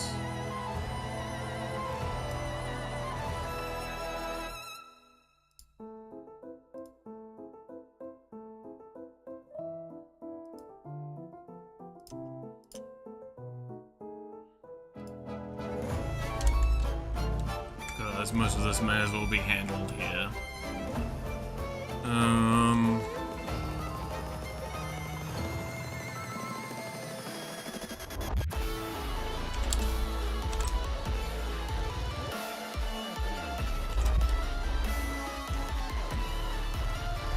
Knockback force is greater than 0. Is this how I want to do it? That's what I just want to have his not equals and then not have the inverting knockback force and then just be able to do negatives.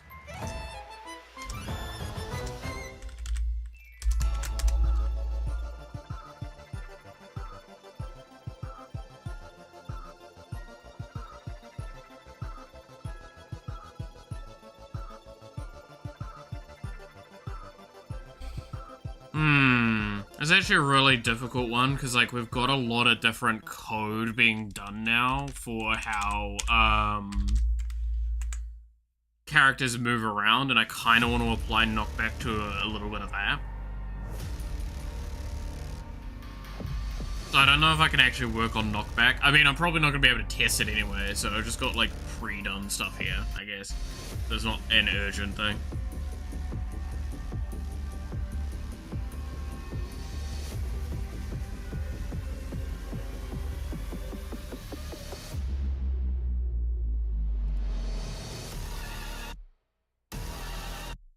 I do need to handle how I'm going to do the so this is one of the like systems that I've been theorizing how I want to handle it, and it's going to be a nightmare. So let me explain this. I think I talked about it before, but I'll talk about it again. So combo trigger handle.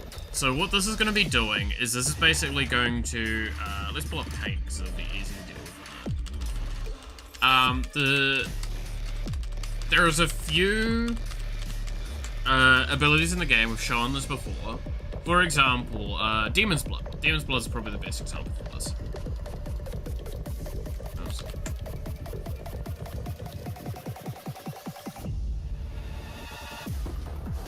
Right, so we have Demon's Blood, which is on hit, chance to heal. Right? So this is what's going to be considered a combo effect, because it's on thing, so it needs an event to occur for it to take effect. Thing is, if we look at, so I'm going to combo, we'll write that like there. So if we look at Iron Mouse, for example, is the big deal for this. Is we have the on heal. So that's our combo effect. Deal damage.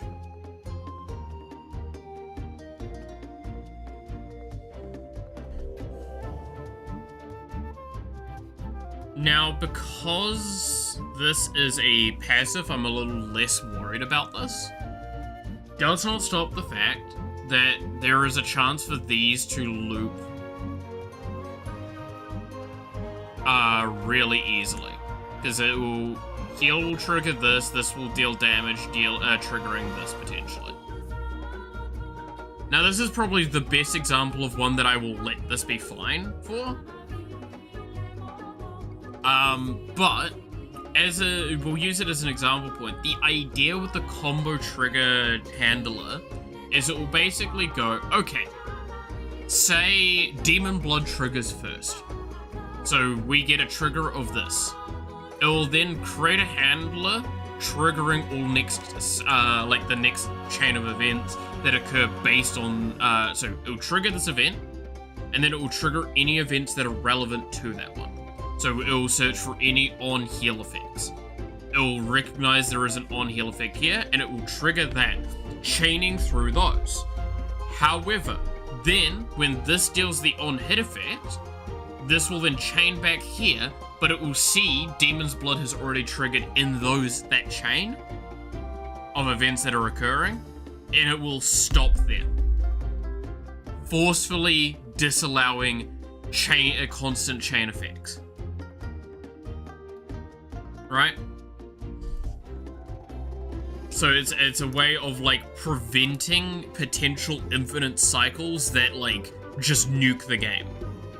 Again, That's what I'm saying. That's probably a bad example, because this is probably one that I will let have happen. Because the main reasoning is this is still a chance. Right? This is guaranteed. This is a guaranteed combo event. This is a chance combo event. Because it's a chance, I can more willingly let it occur. As well as it is locked to an area around you.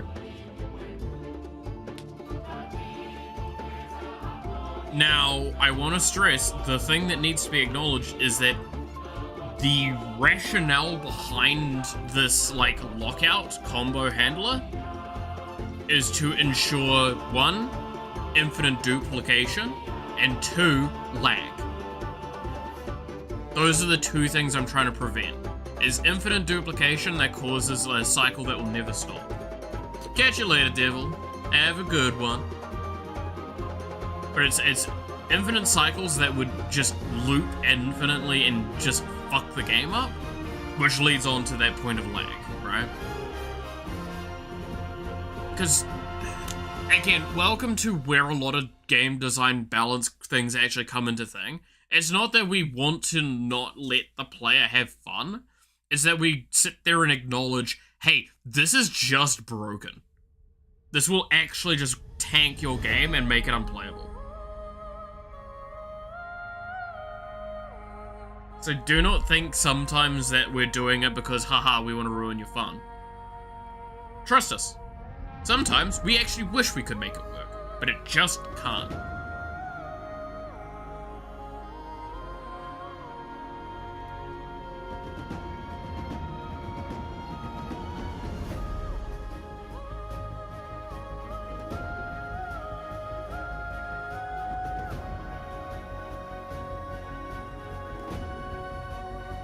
And that's the sucky thing of all of that.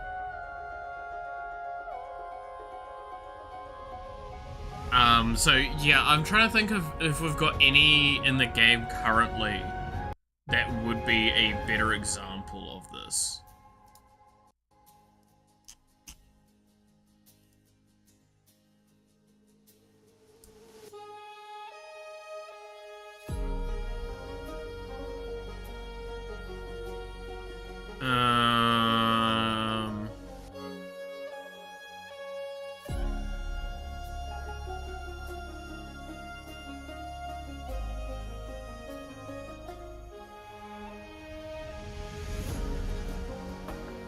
I think we've got one in the game that would, now that I think on it.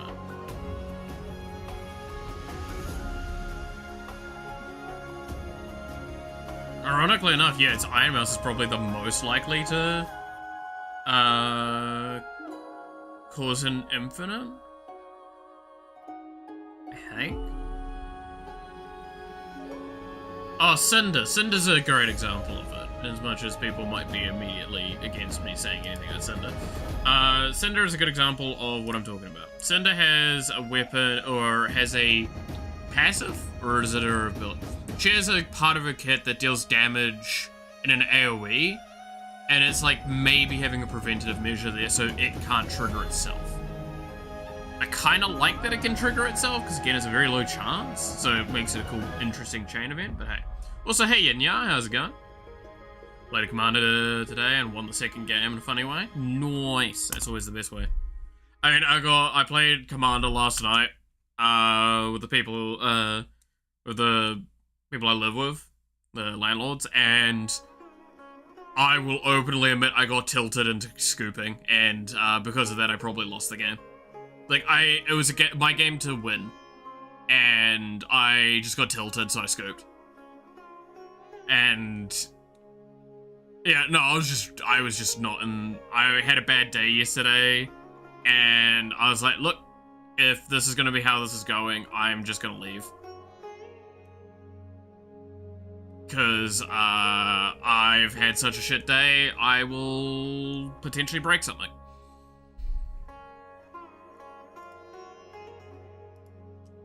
I'm mature enough to know when I need to remove myself from a situation.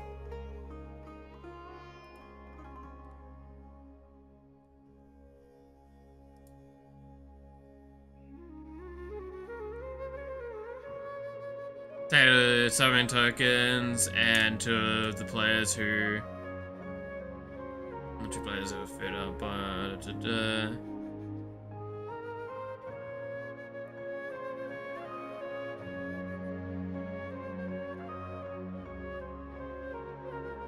Myriad, yeah. Myriad gets a lot of sneaky wins.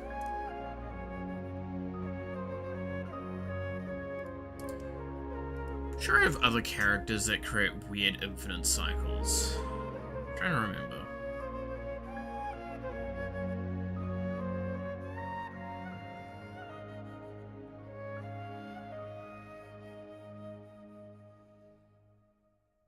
Because I know I've done this before for other preventative things. The reason why chance is very essential for a lot of these.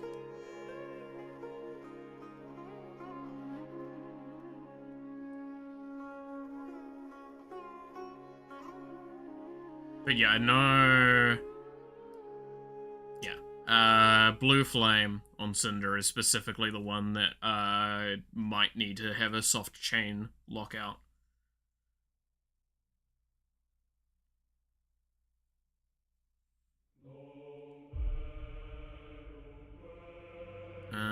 Is there anything else that creates a weird chaining event like that? No, not really. I think I've actually done a good job of preventing situations where that might occur. But I'll still do stuff, like still set this up. Because it would just be good long term. Because I'm sure there's going to be eventually something that creates a weird infinite loop, and it means I can just tag it and say no.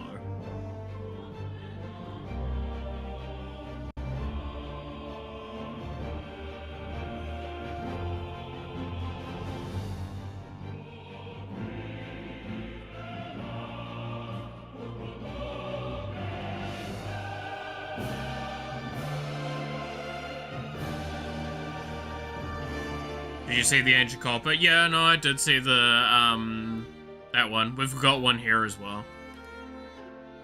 I've got a lot of Through the Ages cards, that I, pulled, that I'm very happy with. I do want to get a copy of every single Through the Ages card. They were the ones that pulled the Ancient Copper Dragon, though, so I don't have it. But yeah. No, good job with that. I mean, all of the ancient dragons are pretty good.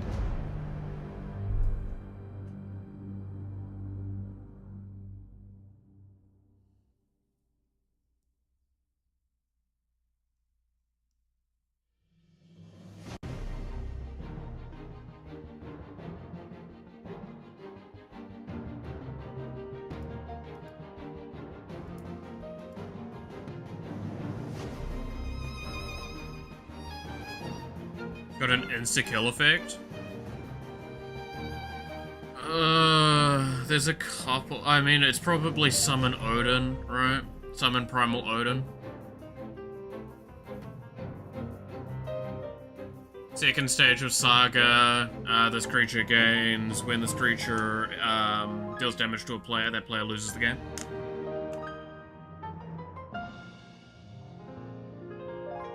Or an insta-kill artifact? Oh, I might have... Wait, artifact. I don't have my cards out here. Could it be the stadium, maybe? Because I got one of those. I got a few of those as well. Aside from that, insta-kill artifacts.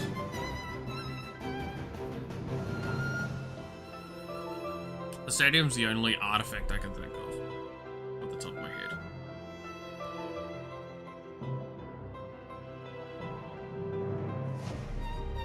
From Final Fantasy set.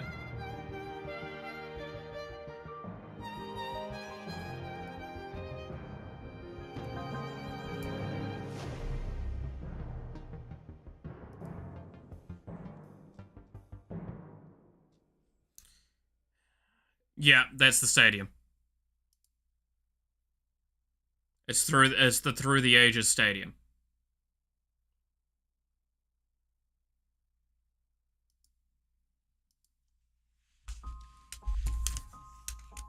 Yeah.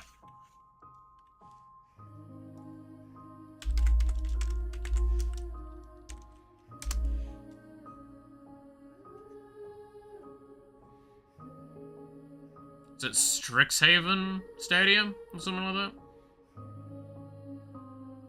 I think it's the actual card, but it's a Through the Ages.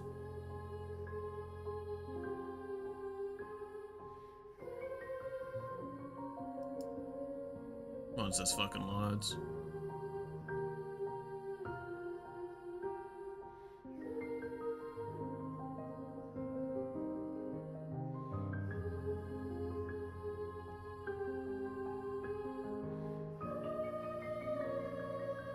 That's extended arts. Starter Through the Ages. Because, like, I got the Sephiroth Savior, for example.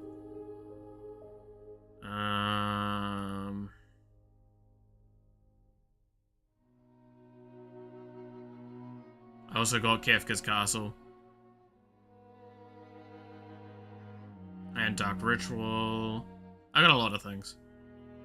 Got multiple of the Ishin to Heavens, which was Lightning. I gave one of them to my mate.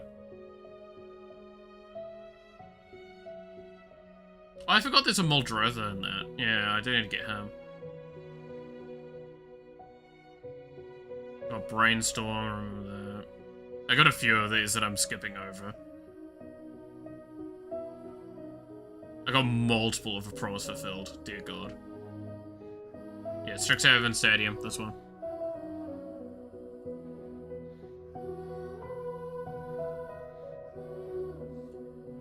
They're English because there's only English. It's a specialty type card, so it's only ever gonna be this.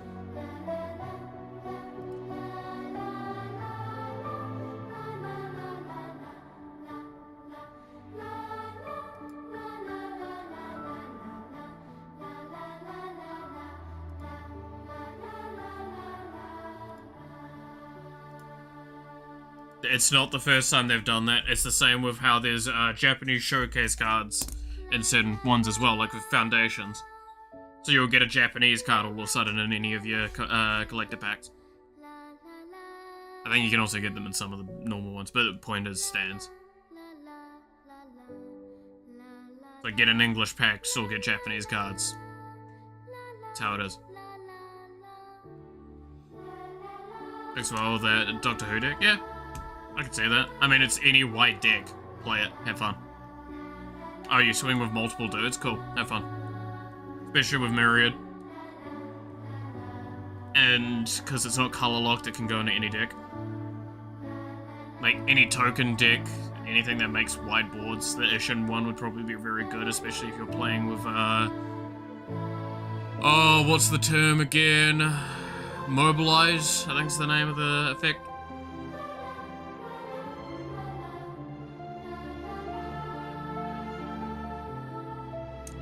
Mobilize is insane with it. Mobilize and all that.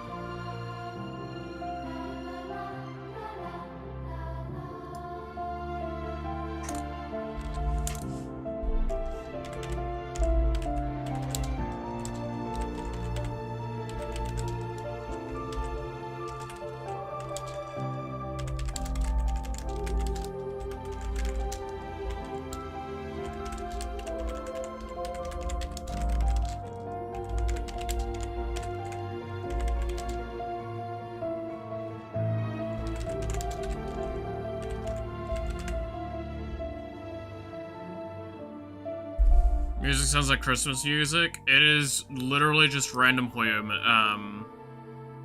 mix music. Because I feel like listening to Hoyo mix music.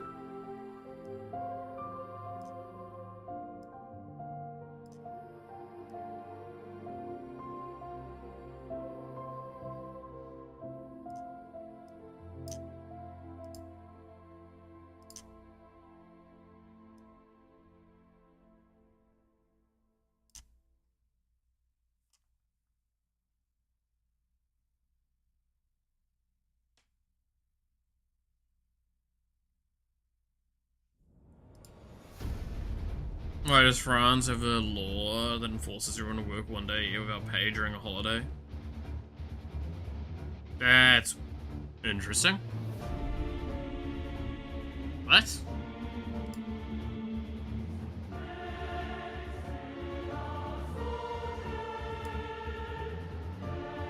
What? That's strange. Like, working holidays happens, and you normally get pay and a half or double time for it.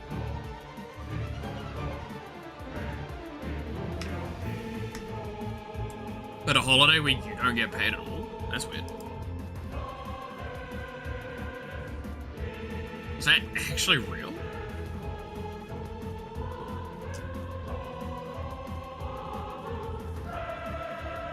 Solidarity Day?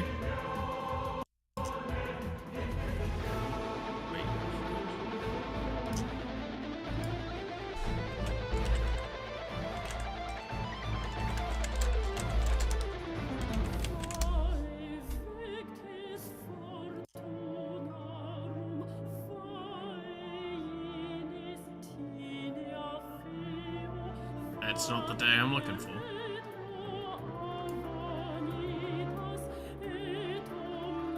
Okay, here we go. I think this is it.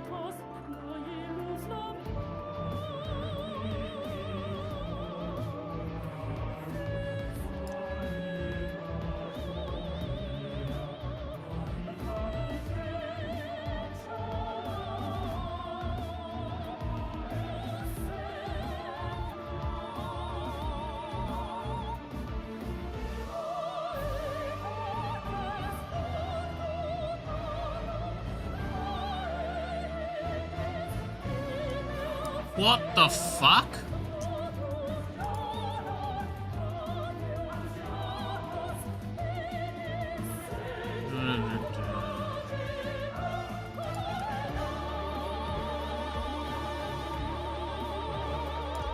That's so weird.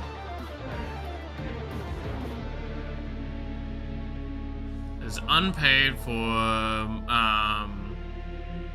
however, any hours worked beyond the 7 hours must be paid as overtime or additional hours, appropriate things. However, if an employee is not on a monthly salary, then they must carry out their salary, but will be paid as usual. Players seasonal things. It's not mandatory to mention, so it is on the pay slip, but it is recommended to include a specific mention for proof. Mention is absent, the employer can also issue a certificate.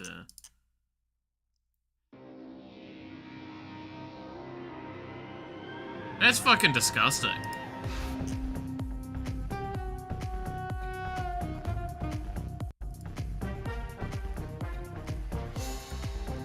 That's... Okay, wild question. Do you pay taxes? Do you pay an income tax? In France? I assume you do.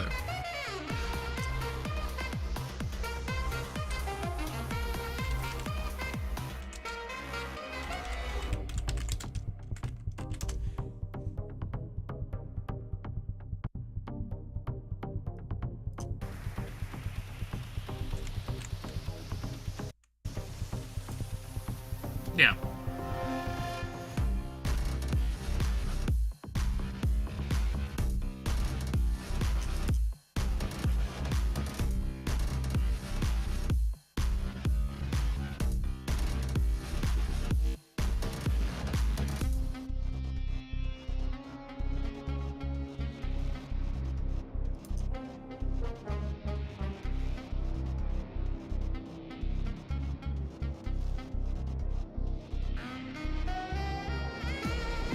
You're exempt from it?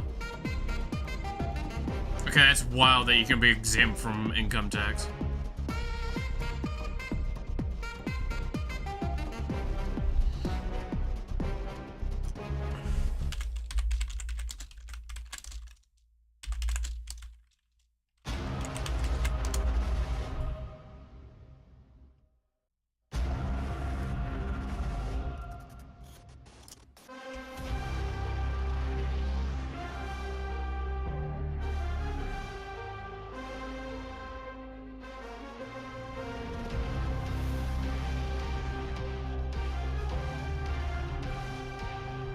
So, this is why I say, like, that's wild to me, is so we get hit by it immediately, and we get hit by quite a lot at low levels of income tax. Right, like, especially if you compare it here. So, 11% at all the way up to 30k euro. That would be equivalent to getting hit about here. So we're hit at 30% at your equivalent of 11.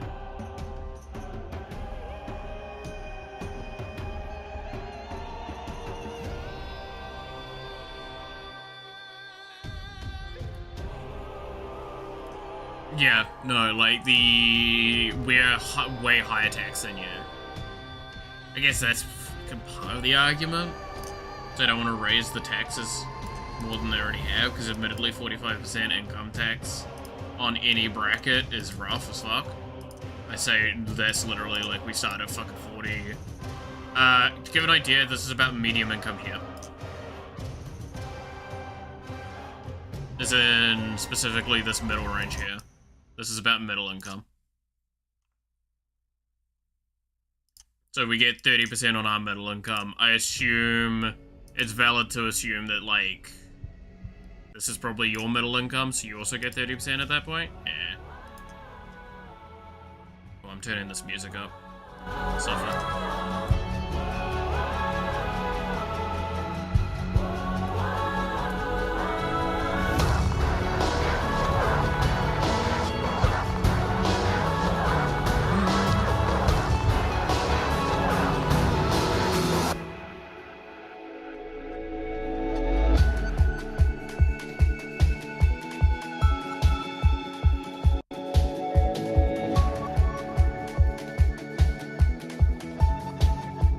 And this is the non-lyrical version. It doesn't change the fact that this music's banging.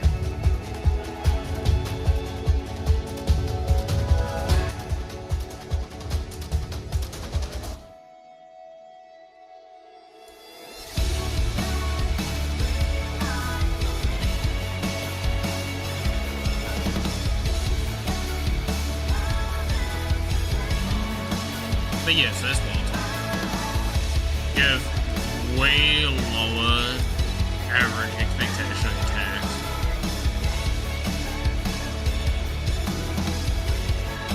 I guess that says a lot as well, that we have like a lot of taxation on our low brackets.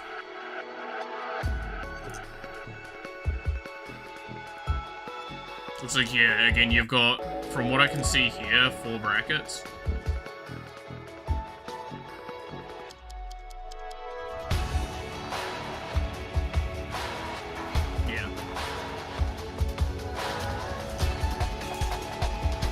So,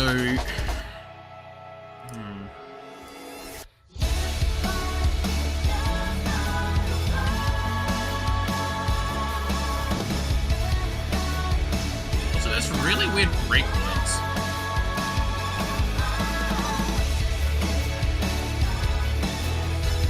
That's very strange breakpoints.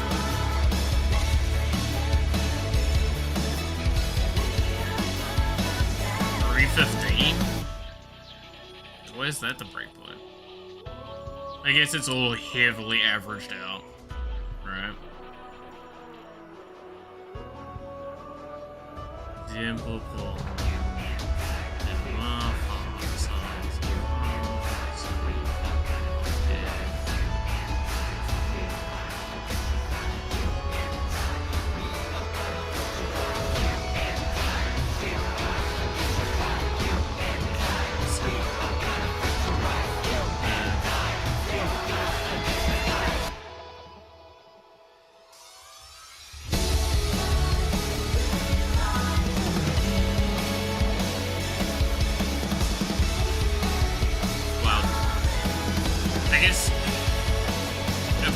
Raise the lower end, then you maybe can justify not having that weird fucking day over here that you don't. I don't understand that.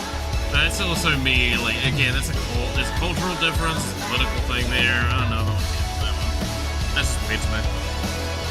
I don't think that's ever like a valid thing to do. It's just go like, 1 week a year you just eat shit. Fuck you. Middle finger. really weird to me.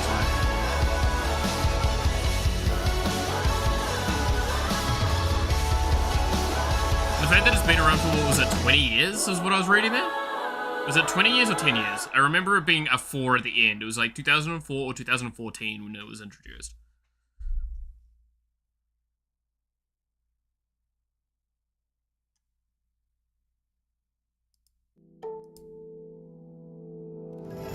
What is what I read there. That's so wild.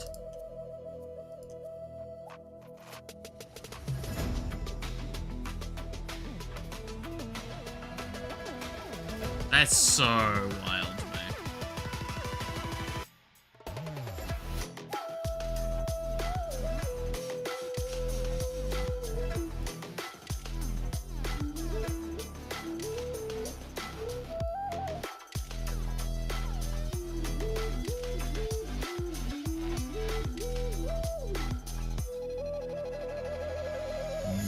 Oh, pardon me.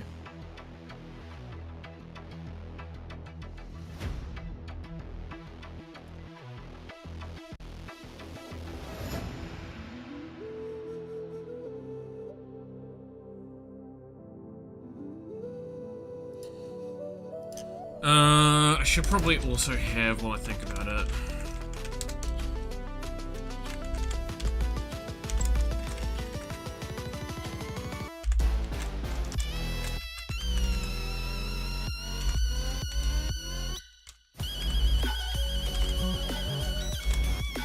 Okay, that is a little high-pitched for my brain. I had a migraine the last few days. It's definitely not the kind of song I should listen to.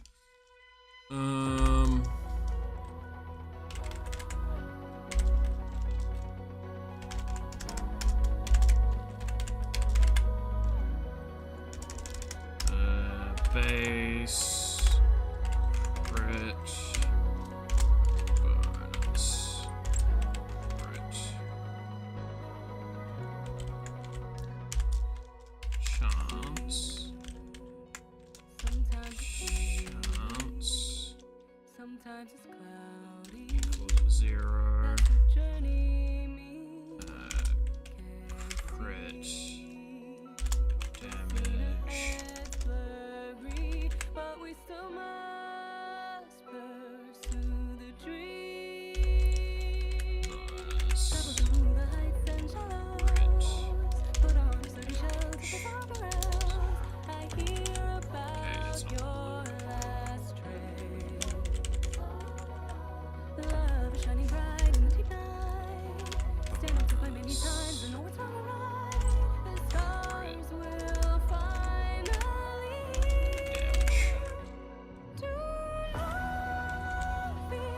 There are Not no bonus, base. Here we go.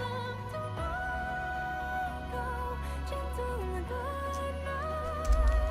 The day I wanna cease comes with the creaks of the breeze. Will there be brighter day? Please tell me.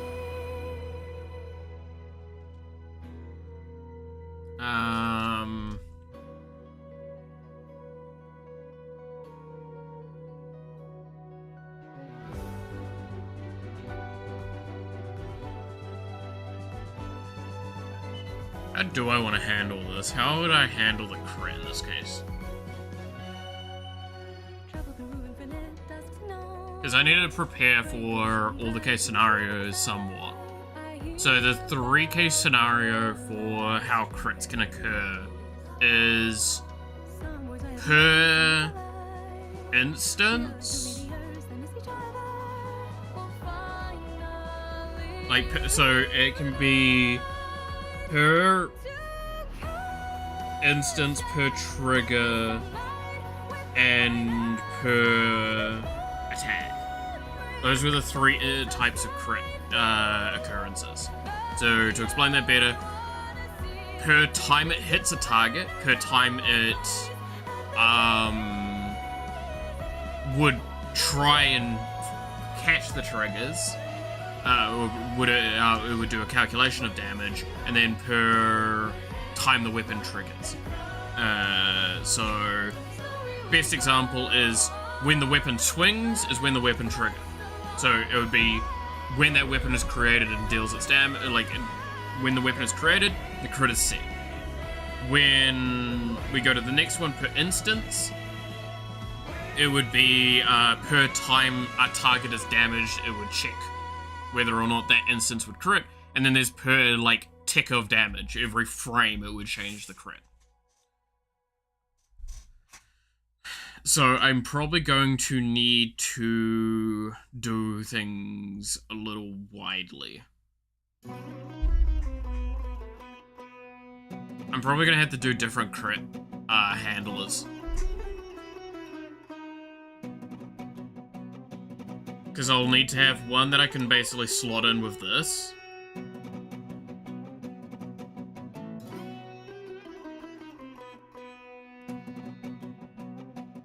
Yeah, there's gonna have to be one that handles, like, when you would deal damage, so it's the per instance basis. Then there's gonna have, and then I can probably use this one for the other 2 times.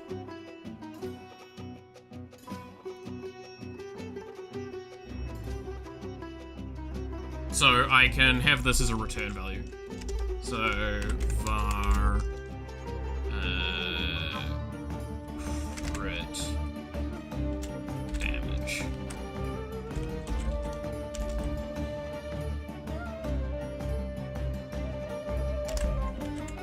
Equals 0. Actually, no, whatever it is equals damage. And then return crit damage. Then we'll do the rest of the stuff for that. So this will be the one that returns a variable, then we'll have to do one that just does the damage. So it will basically probably be the 2 codes combined. Or, well, no. What it will probably be is it will be basically one that takes this as a... or takes this return.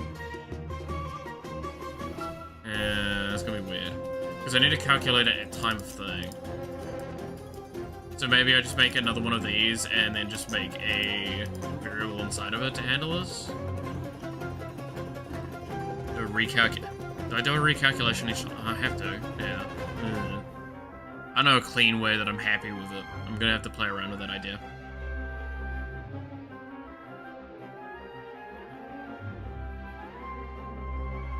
Because yeah, like over here you can see Iron Mike has it on trigger.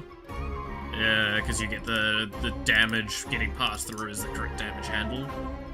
So it already is getting resolved.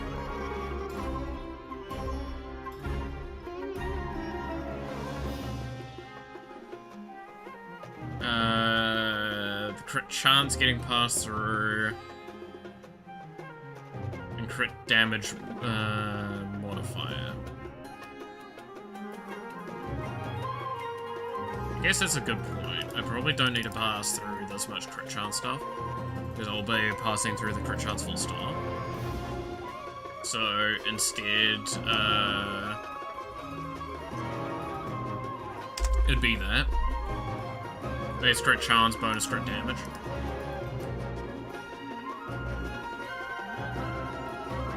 So instead of base crit chance, it would probably just be crit chance, and then bonus crit damage. Yeah, that's better.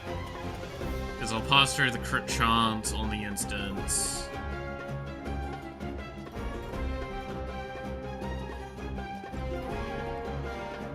And yeah, then I know what the crit thing is there, because it's to check the variable. So when you deal the damage, it like would change how many exclamation marks are at the end of the damage. Is what that does.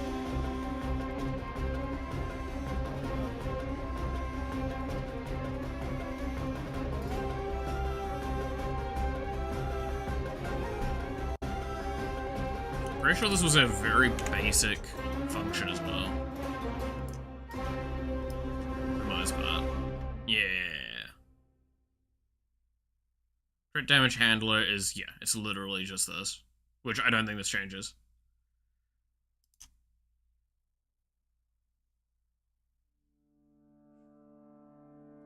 I mean, arguably I could just have this as well changed.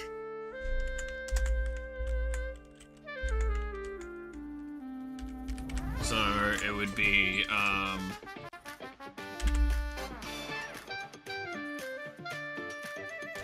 that's a good point. I don't actually need to do this. I can just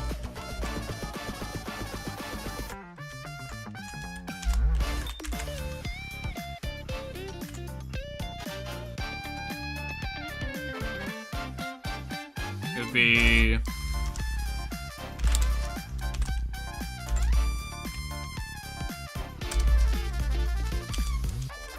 chance greater than 0 is the main thing.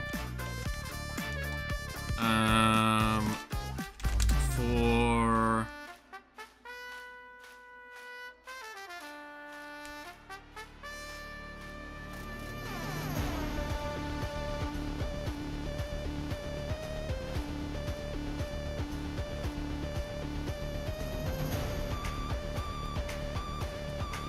oh, that's right, that's how I calculate it. Right? That's the damage handler. This is how I calculate the crit. Yeah, this is the crit chance handler. Okay,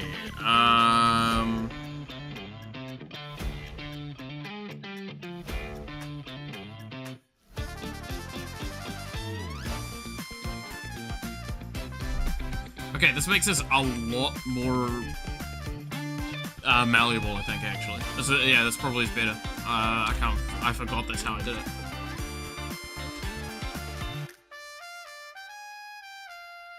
R equals 0. R is greater than crit chance. R plus. Damage times equals crit damage. And that will return that. Then we need to do this value thing here. So function weapon crit chance handle crit chance.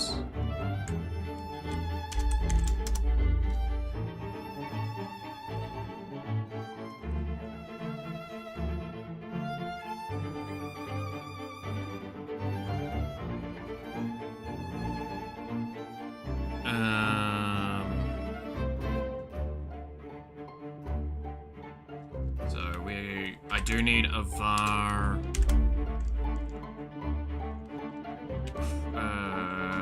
crits equals 0.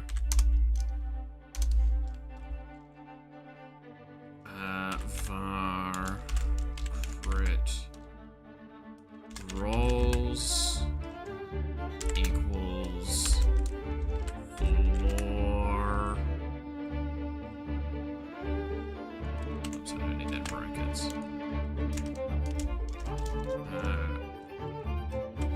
4 crit chance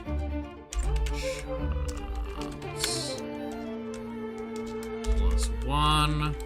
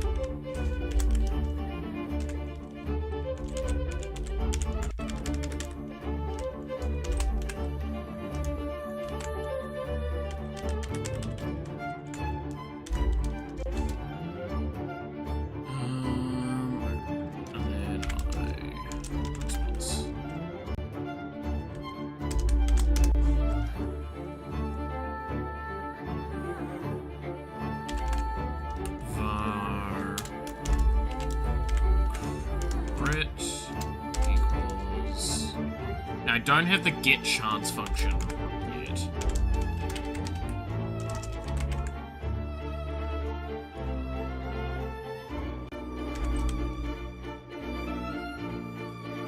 But I will treat it as we do have.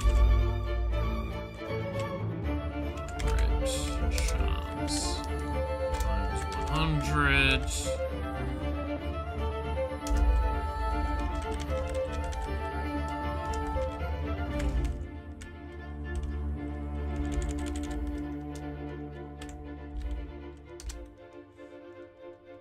And then if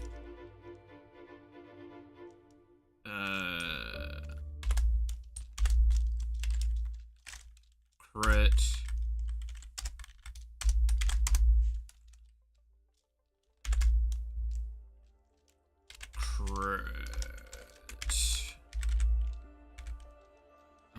crits plus else. Can I hate that part of it?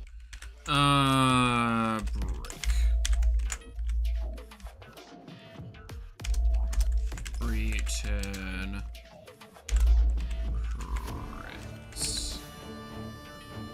There we go. So that's the crit chance handler there. So the idea will be, and this is how I've got it here, when I trigger this function, the crit chance handle, this will calculate whether or not, if it crits and how many crits deep it is. So, just in case people might not understand, I use the term red crit for this stuff, but that's because of Warframe. Basically, if you have, say, 20% crit, you have a 20% chance to get crit damage multiplied, right? So it will be, if you hit that thing, we'll say it's 0.5 base, right? So the damage will be 1.5 times the original amount, right? If you have 120% chance, what will happen is that it will roll the 1.5 times the original, and then it'll roll another 1.5 times to that value. I know this is technically incorrect way of representing this math. If I was to do it, it should be like that. Point is, you get the idea that it's basically an escalation each time you add another variable on the hundreds. So this would turn into this change 3 times. So it's basically, it's squared, is what it's doing.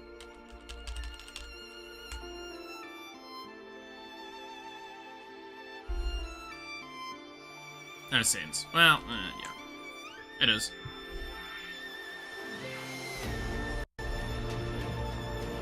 So that's kind of what we're doing. And it's just an escalating process of this sort of thing. So it will go through and it'll go through and it'll go through. So that's what we're doing with this. That's why we've got here where it's like it's times equal crit damage. It takes the damage, it times equals it by the crit damage modifier, and then it keeps going. And what we're rolling here is how many times. The thing is, if you say had 120%, and I think this is obviously understandable, if you have 120% and you miss on the first percentage, which shouldn't happen, but if it does, you fail.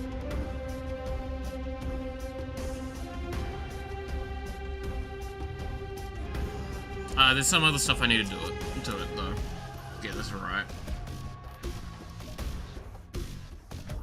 Yeah, no, that's incorrect how this is going.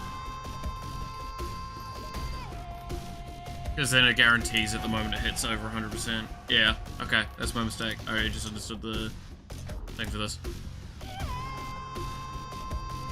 Because I'll need to do a thing where, say, if it does hit this. Crit.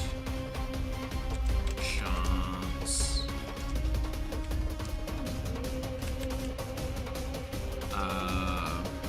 Minus equal 1.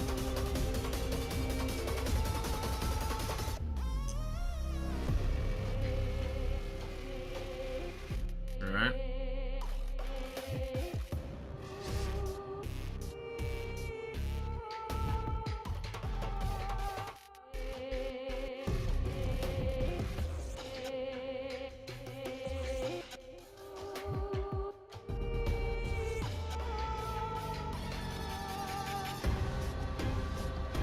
Because this will be how many times it can roll a thing.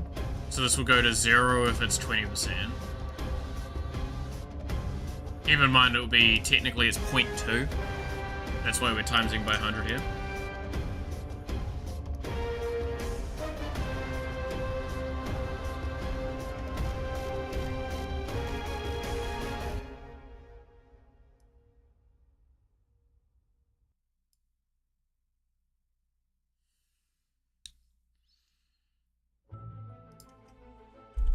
So this will prevent it from doing the perfect infinitely cycling.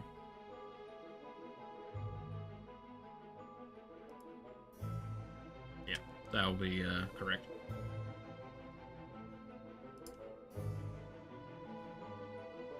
Yeah. Can't believe I missed that when I did it before. Anyway, I'm gonna finish up here.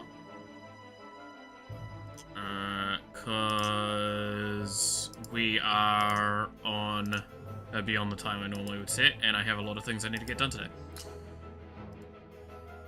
External to stream. So, kind of shows development of this project is getting along further.